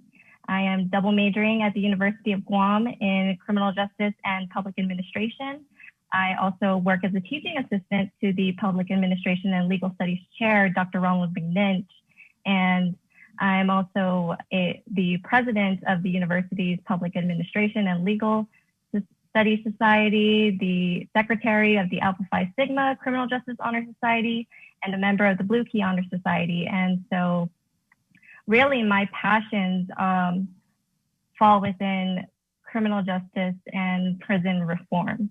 You know, that's something that I've always been very interested in the law since I was at a young age. It's how I basically planned out my education to align with the goals and aspirations that I have in those fields. And so when it came to finding out about the Truman Scholarship, originally, I was a transfer student. So I went to Guam Community College and I received 2 associate degrees from there. And then, you know, I did take a break in between my education and I worked at KUAM, as you explained. And when I got to the University of Guam, I met Dr. Ronald McNinch, and he was just so, you know, supportive, and he really wanted to help me with my education, with my career, and he was just trying to steer me in the right direction. And then he told me about the Truman Scholarship, which honestly, I did not know what that was originally. And I'll admit at first when he was speaking about it, oh, it's this national scholarship for public service students, and I think you'd be perfect for it. I think you'd be great. At first, I was kind of like, oh, okay, yeah, you know, me being a full-time mother, being a student at the time, I was taking 7 classes and, you know, trying to just finish my education. But the more that I learned about the Truman Scholarship and what it stood for and what it entails, you know, it was very enticing to me. And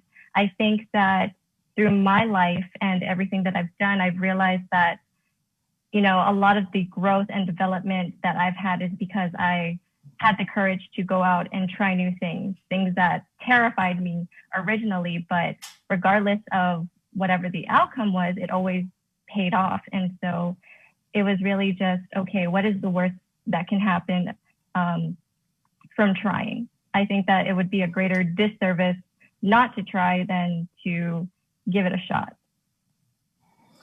And so let's talk a little bit about what it means. And so it's a community, it's also financial support, it's public service oriented. What is it? What are you able to do now because of this Truman Scholarship? So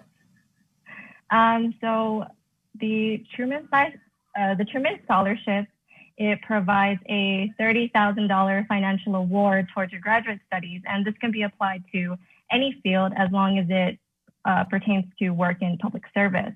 And they also provide leadership training, career counseling, elite internships in the federal government and with nonprofit organizations, and, you know, really just giving you this solid support system that is comprised of these individuals who all share this common devotion to wanting to help people and to really improving the world. And to me, I think that's the greatest benefit of all, is you get to learn from them, you get to be mentored by them, and I'm very excited of what to come from this opportunity. And, you know, from already meeting some of the previous Truman Scholars from Guam, I can definitely understand why this is so special, because you can really see the heart of all of these individuals that are a part of this foundation. And so tell us about the process, because it's a pretty lengthy process, and the interview, you know, is really known to be so hard and so difficult to go through. So given it's also a pandemic, I believe you didn't travel to Washington, D.C. for your interview. Yeah. So what was the process like amid COVID-19? So the application process itself is very rigorous. And Tomas, I know that you are aware of this. And usually there's 3 rounds to it. So first of all, you have to be nominated by your institution, and they only allow up to 4 slots. So depending on your institution and how many students are interested in applying, you may have to compete at that level first just to get a slot. And then once you do obtain a nomination, that's when they will open the official Truman application for you. And doing the application itself is, it's one that requires a lot of time, a lot of dedication, and reflection and introspection, because they're basically asking you, tell us about your life, tell us what you've done, and then also tell us, what do you want to do? What do you plan to study? What are your plans after graduation and 5 years from that? And so you need to list down all of your academic, your professional, and your community-based activities. There's also an essay portion, and rather than just one long essay, it's several mini essays, and you basically have to answer the questions within just a few hundred words. And on top of that, you also have to provide 3 letters of recommendation from people who can attest to what you've done, and write a policy proposal. So I think the application itself was just very taxing. Like I said, I am a full-time mother. At the time when I started this application, I was taking several classes. So there was a lot of time management that I had to do in order to complete it. And I feel like by doing just the application, though, I benefited a lot in my own personal growth and development, because I got a better sense of who I was and what it was that I wanted to do. And so, after that, after you submit your application, then it's reviewed by the selection panels at the Truman, and these are people who are federal judges, past Truman scholars, university presidents, just well-respected people in our nation. And, I think learning that I was a finalist was very surprising in itself. And I was just so elated to find out that I had made it to at least the second round, because they received 845 applications this year, which is the most the Truman has ever received. And from that, they cut it down to 193 finalists. And I think the fact that UOG had 4 finalists from from Guam, from the university, is just amazing. It really goes to show just the generation that we have that are going to be moving into this field of public service. And so when it came to the interview, when we found out that we were finalists, things got very serious from there. Preparing for the interview is a lot of prep, a lot of mock interviews, and doing a lot of research to sharpen up your knowledge in terms of your policy proposal and the field that you want to enter. And even with all of that prep, it's still, everything's up in the air. You have no idea what they're going to ask you. They could hit you with something that you had never thought about. And that's why I'm really grateful for Dr. John Rivera, our faculty representative, because he put on mock trials for all of the finalists, and he was hitting us. He did not spare us. He was hitting us with all these questions that we did not even consider. And I think that's really what helped us even more prepare for the interview. And then the interview itself, like you said, we didn't have the chance to go to Washington, D.C. as normally we would. So we had to do it virtually. And I'm just grateful that UOG, was just very supportive during this time. They opened up the SBPA Dean's office, even though the campus was closed, so that we wouldn't have to experience any technical difficulties. And so the interview itself would just flow more smoothly. So I'm very grateful that, they are very supportive of their students and their endeavors. And doing the interview, I have to say it seems very intimidating, because like I mentioned, all the people who are involved in this process are very well respected, are revered, and you are basically going to appear before them and answer their questions. But I think that taking this opportunity and seeing it as not something scary, seeing it as your chance to really showcase yourself and to convey all of the messages and who you are that you just couldn't really show on paper, this is your time to shine. And so I think taking that into heart, not just for scholarship interviews or for the Truman, but for any interview or any interaction you have is, you know, really good for you. Yeah, let's talk more about that interview and what you wrote about in your application, because, you know, the announcement, your biography said you're an aspiring Air Force judge, advocate general. You're passionate about prison and crime reform. Can you explain why why you're passionate about those issues and what you hope to do in the future and for Guam? So I have always been very passionate about criminal justice and prison reform because, you know, in my life, I have known people and even family members who have entered the system and have been incarcerated. And so for me, there is a connection to this issue on a very personal level. And so I think that with that personal experience combined with the education and research that I've done into the issue, I'm able to look at all of the problems that we face from this double-sided lens and try to come up with viable solutions to them. You know, I know that here on Guam, our courts are backed up. Our prison is overcrowded and dilapidated. We have little to no treatment programs for the people that are incarcerated, and our recidivism rates are rising. And I think it's also important for people to know how that is also interconnected with social issues that we face.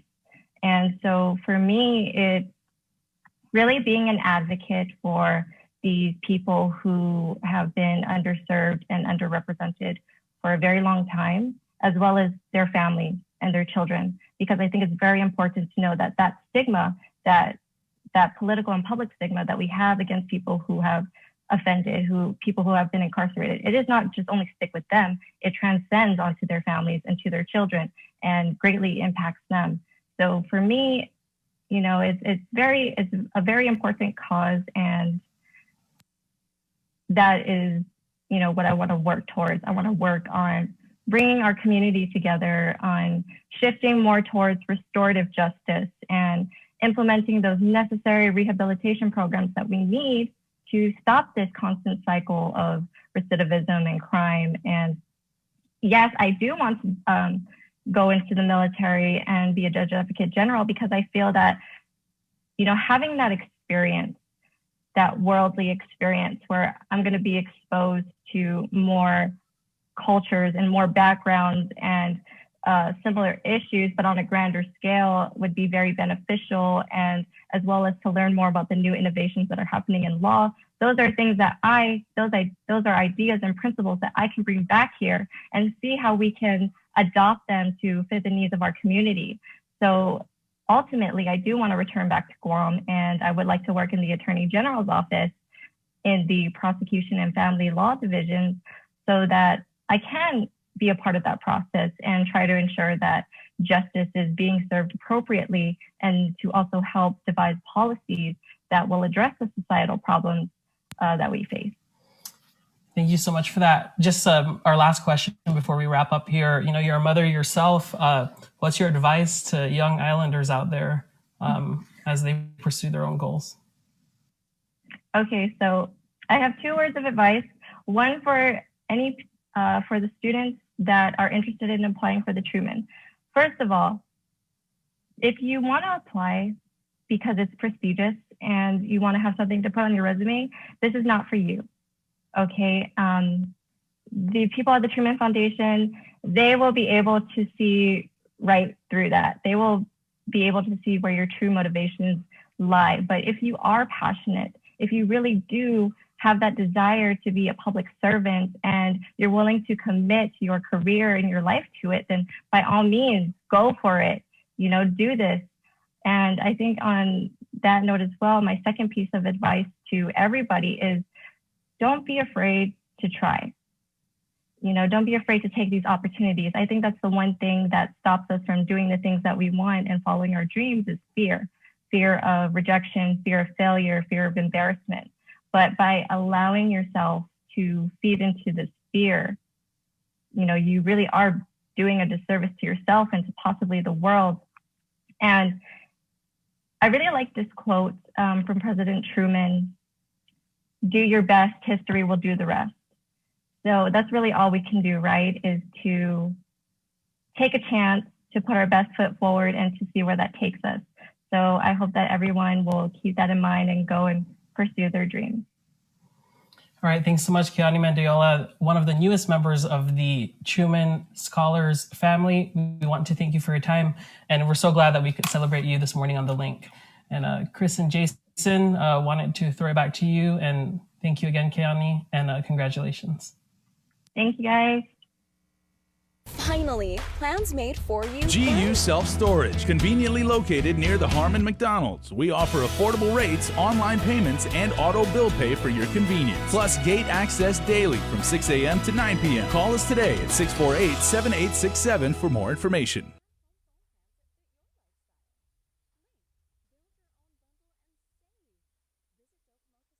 Get the job done the right way by getting the right stuff at East West Rental Center. With years of experience helping builders, we definitely got what you need. Call 646-1463 or visit us in Upper Tumon. Open Monday to Saturday from 7 a.m. to 5 p.m. and on Sundays from 8 a.m. to 5 p.m. Only one company on Guam provides every solar energy solution under one roof. Micronesia Renewable Energy. You want solar only? They got that. You want solar with batteries? They got that too. You want outright purchase or lease purchase? It's up to you. Does your solar system need a tune-up? That's what they do. For solar energy solutions from A to Z, you can count on MRE. Give them a call at 632-2613 for a free consultation. MRE, providing real solar solutions built by real solar experts.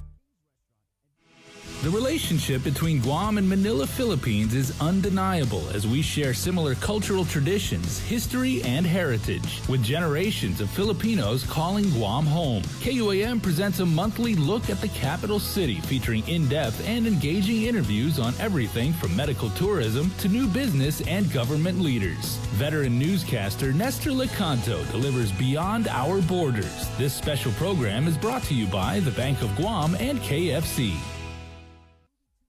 Uno Go, delivering meals from your favorite restaurants and more, including delivering sodas and adult beverages from the Bottle Shack. Visit uno-go.com or download the app today. Also follow them on Instagram and Facebook. Join the Foundation for Public Education as they recognize some amazing teachers in our community and award one deserving person the title of Teacher of the Year. Watch the broadcast or live stream on the KUAM News Facebook page on Sunday, April 25th at 6:30 p.m. to meet the 6 finalists and learn about their exceptional work as educators. Plus special messages from Superintendent John Fernandez, sponsors, and the current Teacher of the Year, culminating in the live announcement of the 2021 Teacher of the Year. It's a special event you don't want to miss. The 2021 Teacher of the Year is presented by Bank of Guam, Cars Plus Guam, and the KUAM Care Force.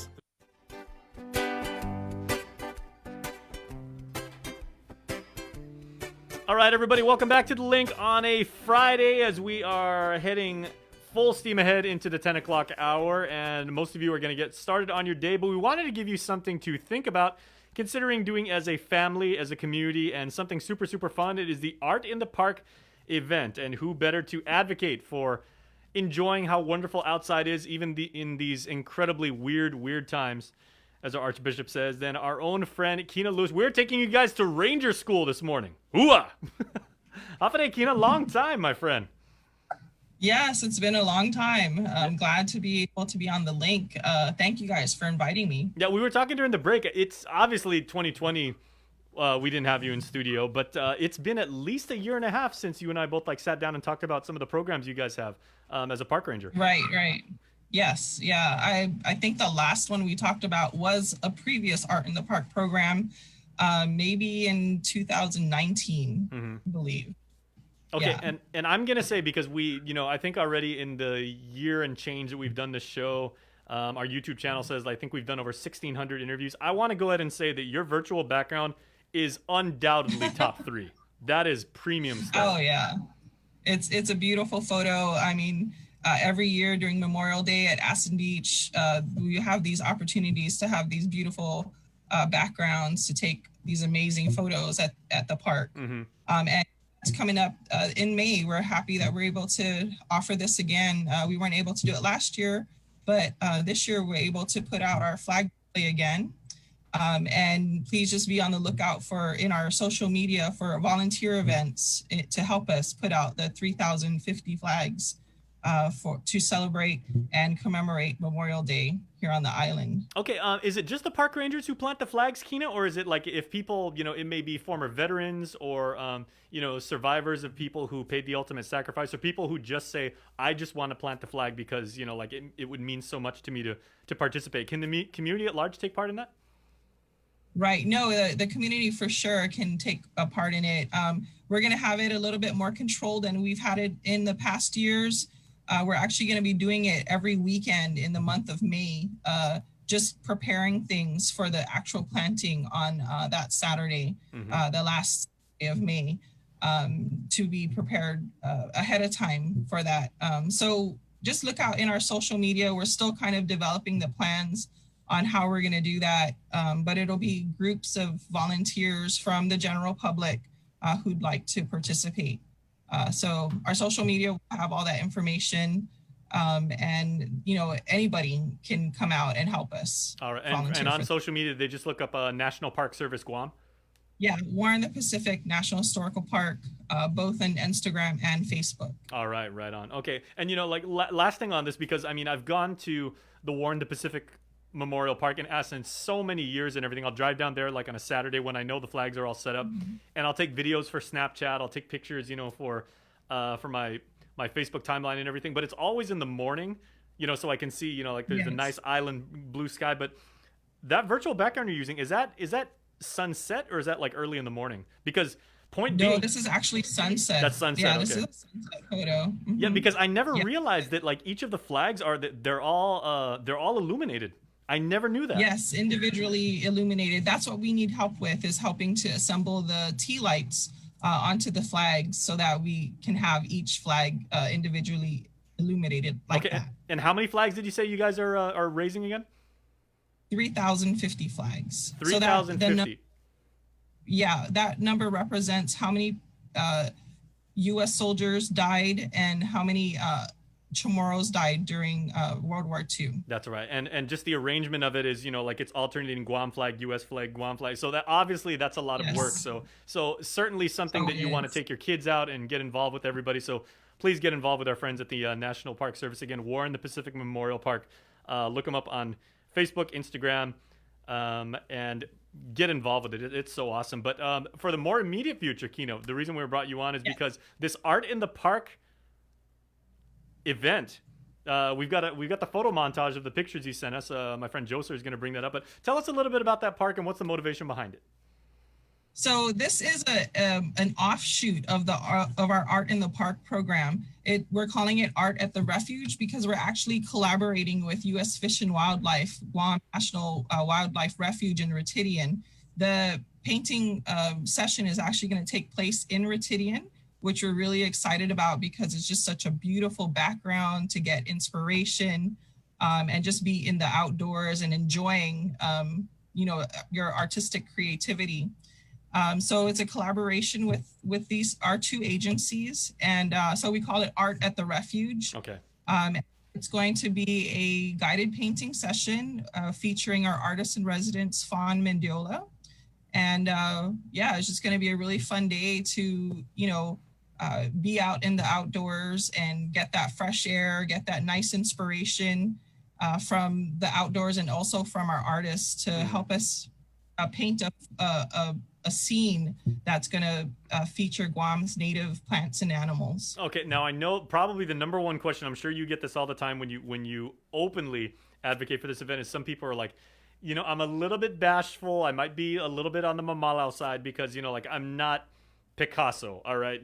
I can't paint a straight line and everything, and I'm certainly in that group and everything. Do I have to have serious art chops if I would like to participate? No experience. No experience is necessary. That's why the artist is there. She's going to help us, guide us step by step, and how to create this work of art. All right. Yeah, I've done them, a couple of them in the past, and like I said, I have no artistic skills, and I'm like, wow, I actually painted a scene, a picture. So yeah, you don't need any experience at all. Yeah, very cool. And the pictures that we're actually showing of it shows, people from all different walks of life, all different age ranges, and they just look so happy getting out there and actually realizing that there is that creative bug inside of all of us. And with Vaughn's guidance and everything like that, we can definitely unlock that. Plus you're outside, you got the island breeze, the sunshine, you're going to make new friends, and you're going to be socially distant and do the right thing. Yes, definitely. We're going to, maintain all the public health protocols to ensure that everybody's safe during the event. Mm-hmm. Okay. And now I guess the other question you probably get a lot is, even if I'm not artistically inclined, do I have to bring art supplies, and what kind? Yeah, very good question. No, all of the art supplies will be supplied by us, and everything is free. You don't have to pay for anything. You'll even be able to take home your end project, your art creation home, and be able to display it at your house. But all the paints, brushes, canvases will be provided by us. Wonderful. Okay. And now for people that kind of are concerned, because again, we want families and, groups and, perhaps church groups or, student organizations to come and do this together. But at the same time, we still greatly respect the fact that, we're not out of the clear yet with coronavirus. We got to do our part to make sure that the infection does not spread. So how are you managing this as far as keeping people a safe distance, without saying like, okay, and now I'm, the instructors are going to yell halfway across the field? Yeah, well, we're going to be in the outdoors. So, that's going to be a huge factor in, keeping the spread of the virus. Mm-hmm. But they're going to be, socially distancing our participants and requiring that they bring face masks as well and use them while we're participating in the program. Right. We'll have hand sanitizer available for people who need, to sanitize their hands. It's going to be a safe program. We've gone through, public health protocols and making sure that, even the tables, how we set them up, that there's, 6 feet distancing, mm-hmm. at least each participant.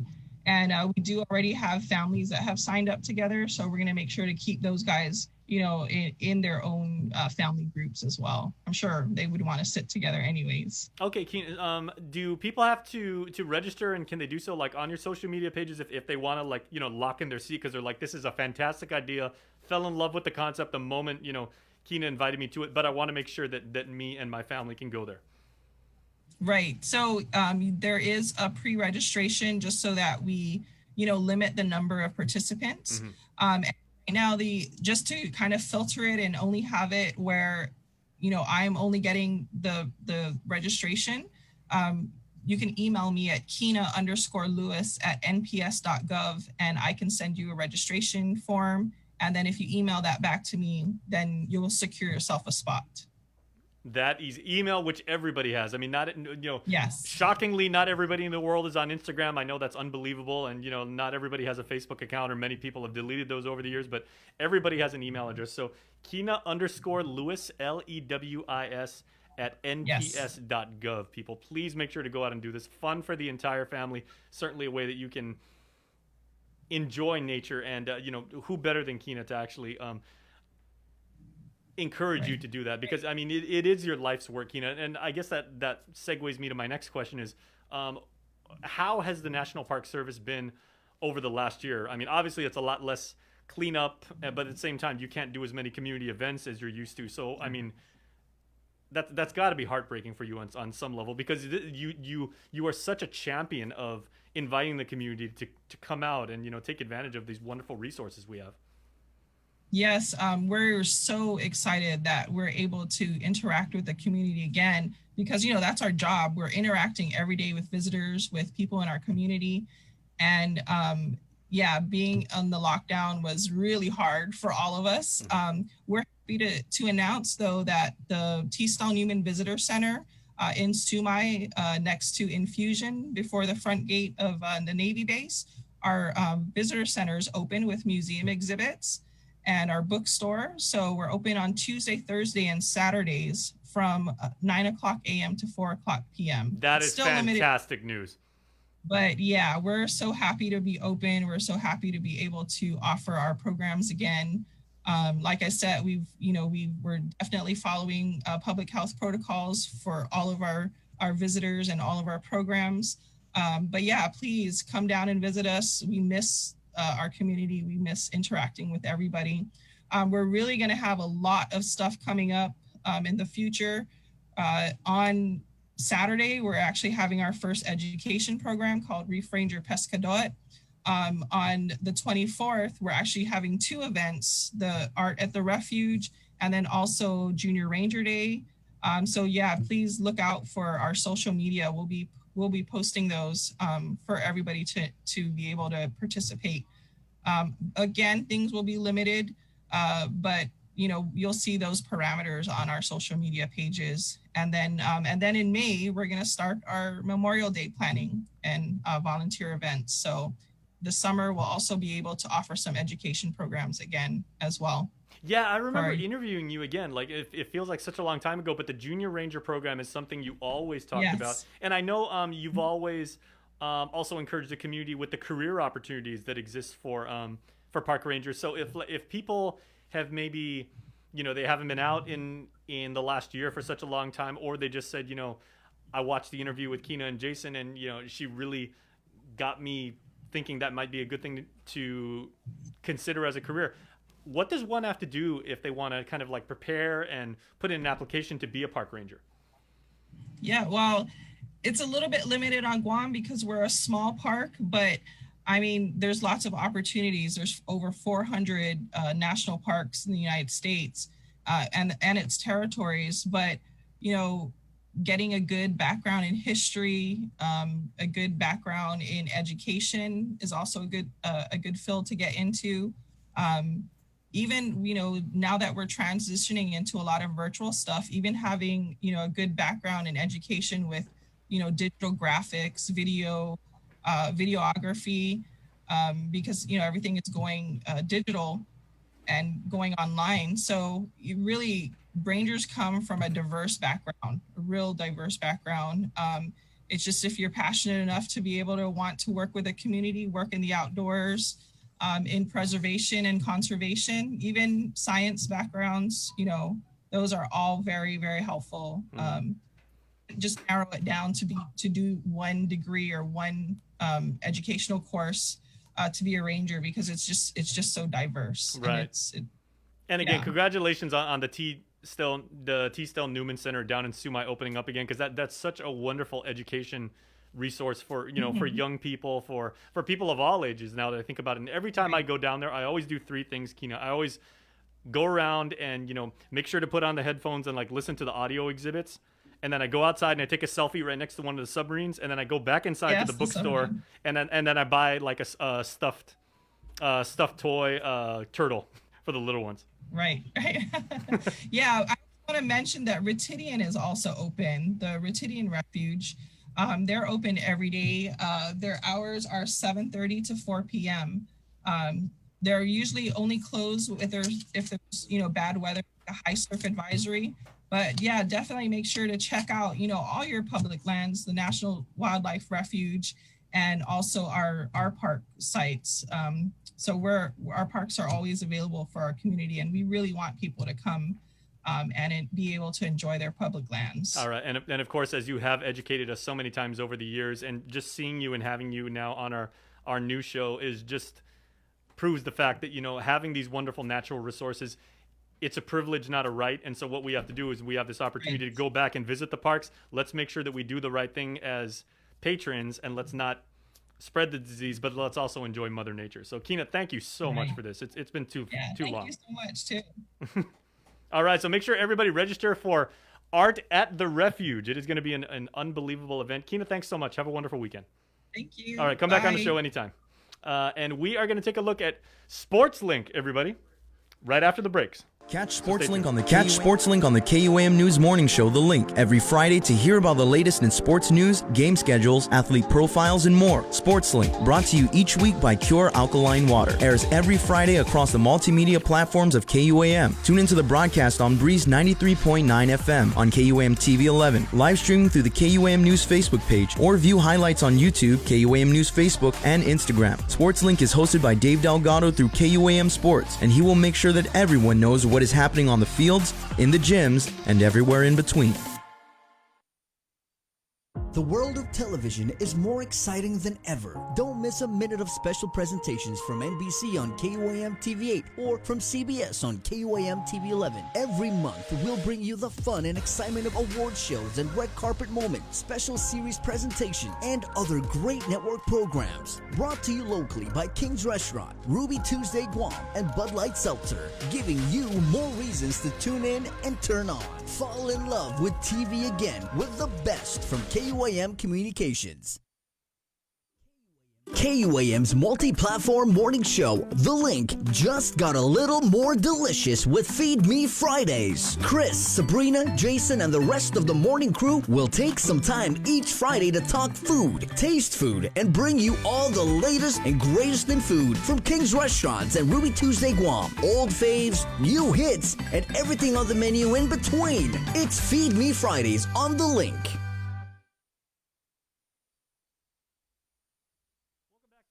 Buddy, we are getting near the top of the hour, but we do have some Island athletics to pass along to you, as we've been saying.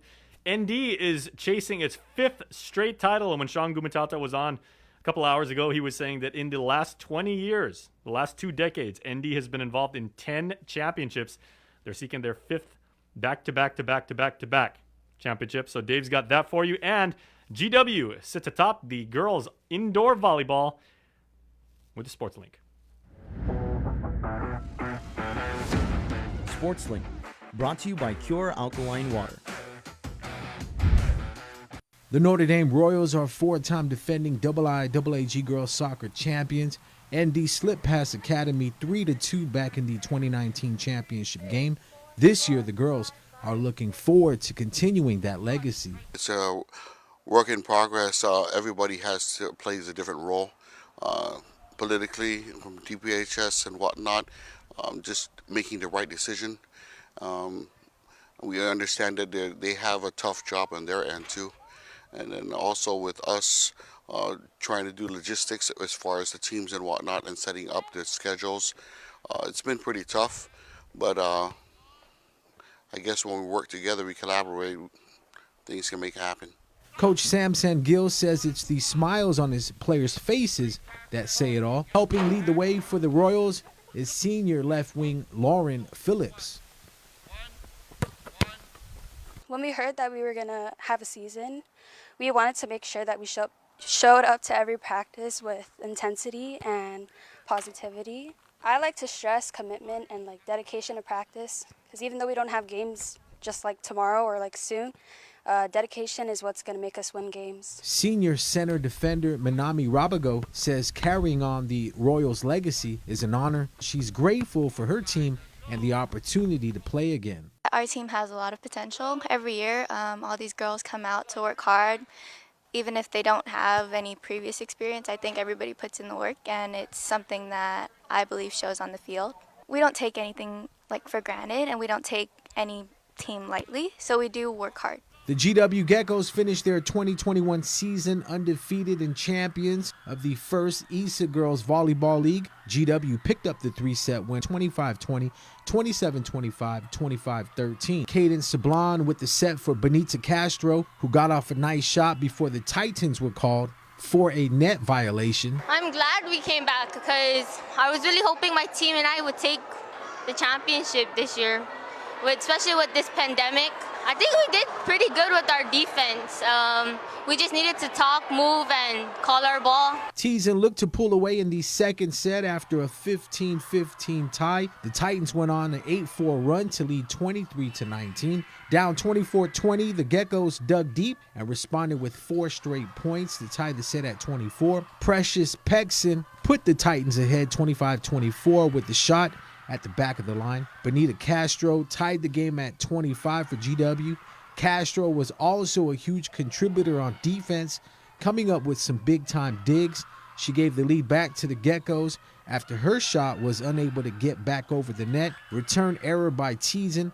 Up 26-25, GW went back to Castro for her third point down the stretch for the 27-25 second set win. Up 2-0, the Lady Geckos built a 13-4 lead in the third set, which included a 9-0 run. GW ended the match after Teasen couldn't get a handle on the return for the 25-13 third set win. Honestly, it feels so amazing, especially like it's our senior year and we wanted it all. And it's teamwork that we knew we will never give up. We'll work together, and it's all momentum in the mind. This pandemic, it really put us down, and knowing that we have a season this year, it really brought us together to bond and become a team, and to have history in this year. GTA, in tandem with the PD Municipal Planning Council and Mayor's Office, announced the completion of the Village Basketball Court last Friday. The basketball court includes new bleachers, outdoor lights, a parking area, and perimeter fence. This offers a space that is safe away from the main road and will serve as a recreational area for the youth and residents. GTA will maintain the court for the next 25 years and is setting up community Wi-Fi connectivity at the court, community center, and mayor's office. The new location is right next to the playground, and it's also right across the church. And so it's a great spot for families to play in and for families to be at safely. The part of our partnership includes Wi-Fi services for this playground and for the basketball court, including the church area and the social hall area, simply because that's where most of our community gathers, and we don't have any other government space. And so this partnership with GTA is so important for us because it continues to help us in our efforts to build a culture of life in PD. It's been 15 months since Guam Amateur Baseball and Guam Pony Baseball have been in action. The organization is planning a 4-league season for the Return to Baseball 2021 campaign. We decided we would offer leagues for 12 and under, 14 and under, and then 18 and under, which is an extension of the high school league in partnership with the UOG baseball program to try to get those high school players to get on the field and play and then go to UOG and get an education. So we've targeted May 1st to start everything. Congrats to men's national basketball team player Ernest Ross, who got picked up by the West Adelaide Bearcats, who play in the NBL 1. The 6'6" guard has played professionally in the U.S., Europe, New Zealand, and Australia. Ernest also played in the NBA G League for the South Bay Lakers. In a post by NBL 1, Ross said it was amazing being able to see guys like LeBron James, Anthony Davis, and Dwight Howard, and being able to be in the same facility and same practice gym every single day and working with guys like that. SportsLink, brought to you by Pure Alkaline Water. All right, it's time to take a look at what we've got coming up on the One Micronesia podcast with Victoria Falan. This week, he takes a look at 2 women of Chuukese descent who are using their skills with a camera to capture images and make beautiful art out of unbelievable moments. The One Micronesia update is presented by Taco Bell. Live Mas. Half a day and we are back. Another week, another episode. It's the One Micronesia podcast. Now, our guest today, you know what? I think you guys should see the work that they've done, and then we'll get to know them. Check it out.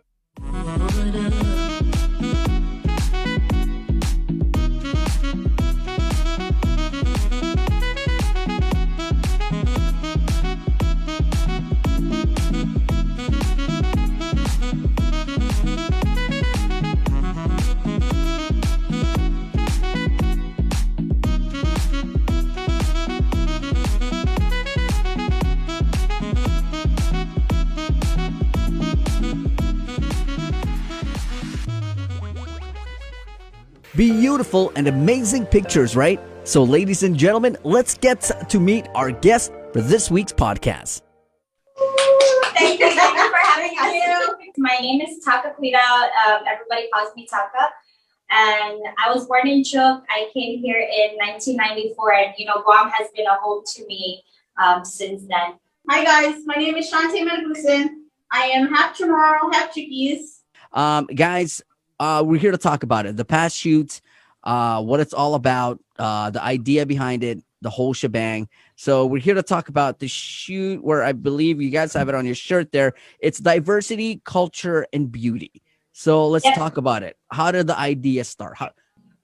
She came along and she had the same vision that I had to try to reach out to like a lot of our Micronesians and to help them rise. And that's what we kept laughing at about, because we're like, oh sis, we're really helping them rise.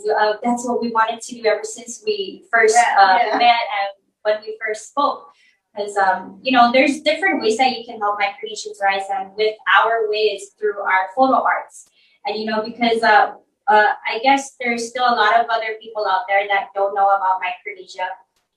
They don't know, our cultural words and everything, our attires. And it's good if the world knows about it as well. At the same time, not just the other people, but ourselves. Like, for example, my own Chuukese people, probably nowadays we might not know like our cultural ways or our attires from the ancient times. So like through these photo arts, like it'll help them to try to encourage that and everything. Because we do know that there's One Micronesia podcast with Victorious Falon, one of our real flagship pieces of content here with the stations at KUAM. Good job today, Jay. Fun show. Good way to end the weekend, man. I'm ready for a nap after the fried rice a la. The fried rice a la, I've had it for breakfast before, but not when I was doing a show. I mean, that like this. I mean, old school malfunction radio. Yeah, he could eat all day. It's fine. But, ooh, yeah, you're right, bro. You need a nap? Yeah. We're going to take a nappy nap, Jay? Well, Sabrina's not here, so. I know. When the boss is away. Hey, it's 10:01. Good job, Joe, sir. Most especially KUAM TV Land. Thank you guys so much for jamming with us this morning. Again, this has been The Link. On behalf of our sponsors, East West Rental, Carrier, Calvo Enterprises, ITNE, and Jack in the Box. Appreciate it so much. Have a great weekend.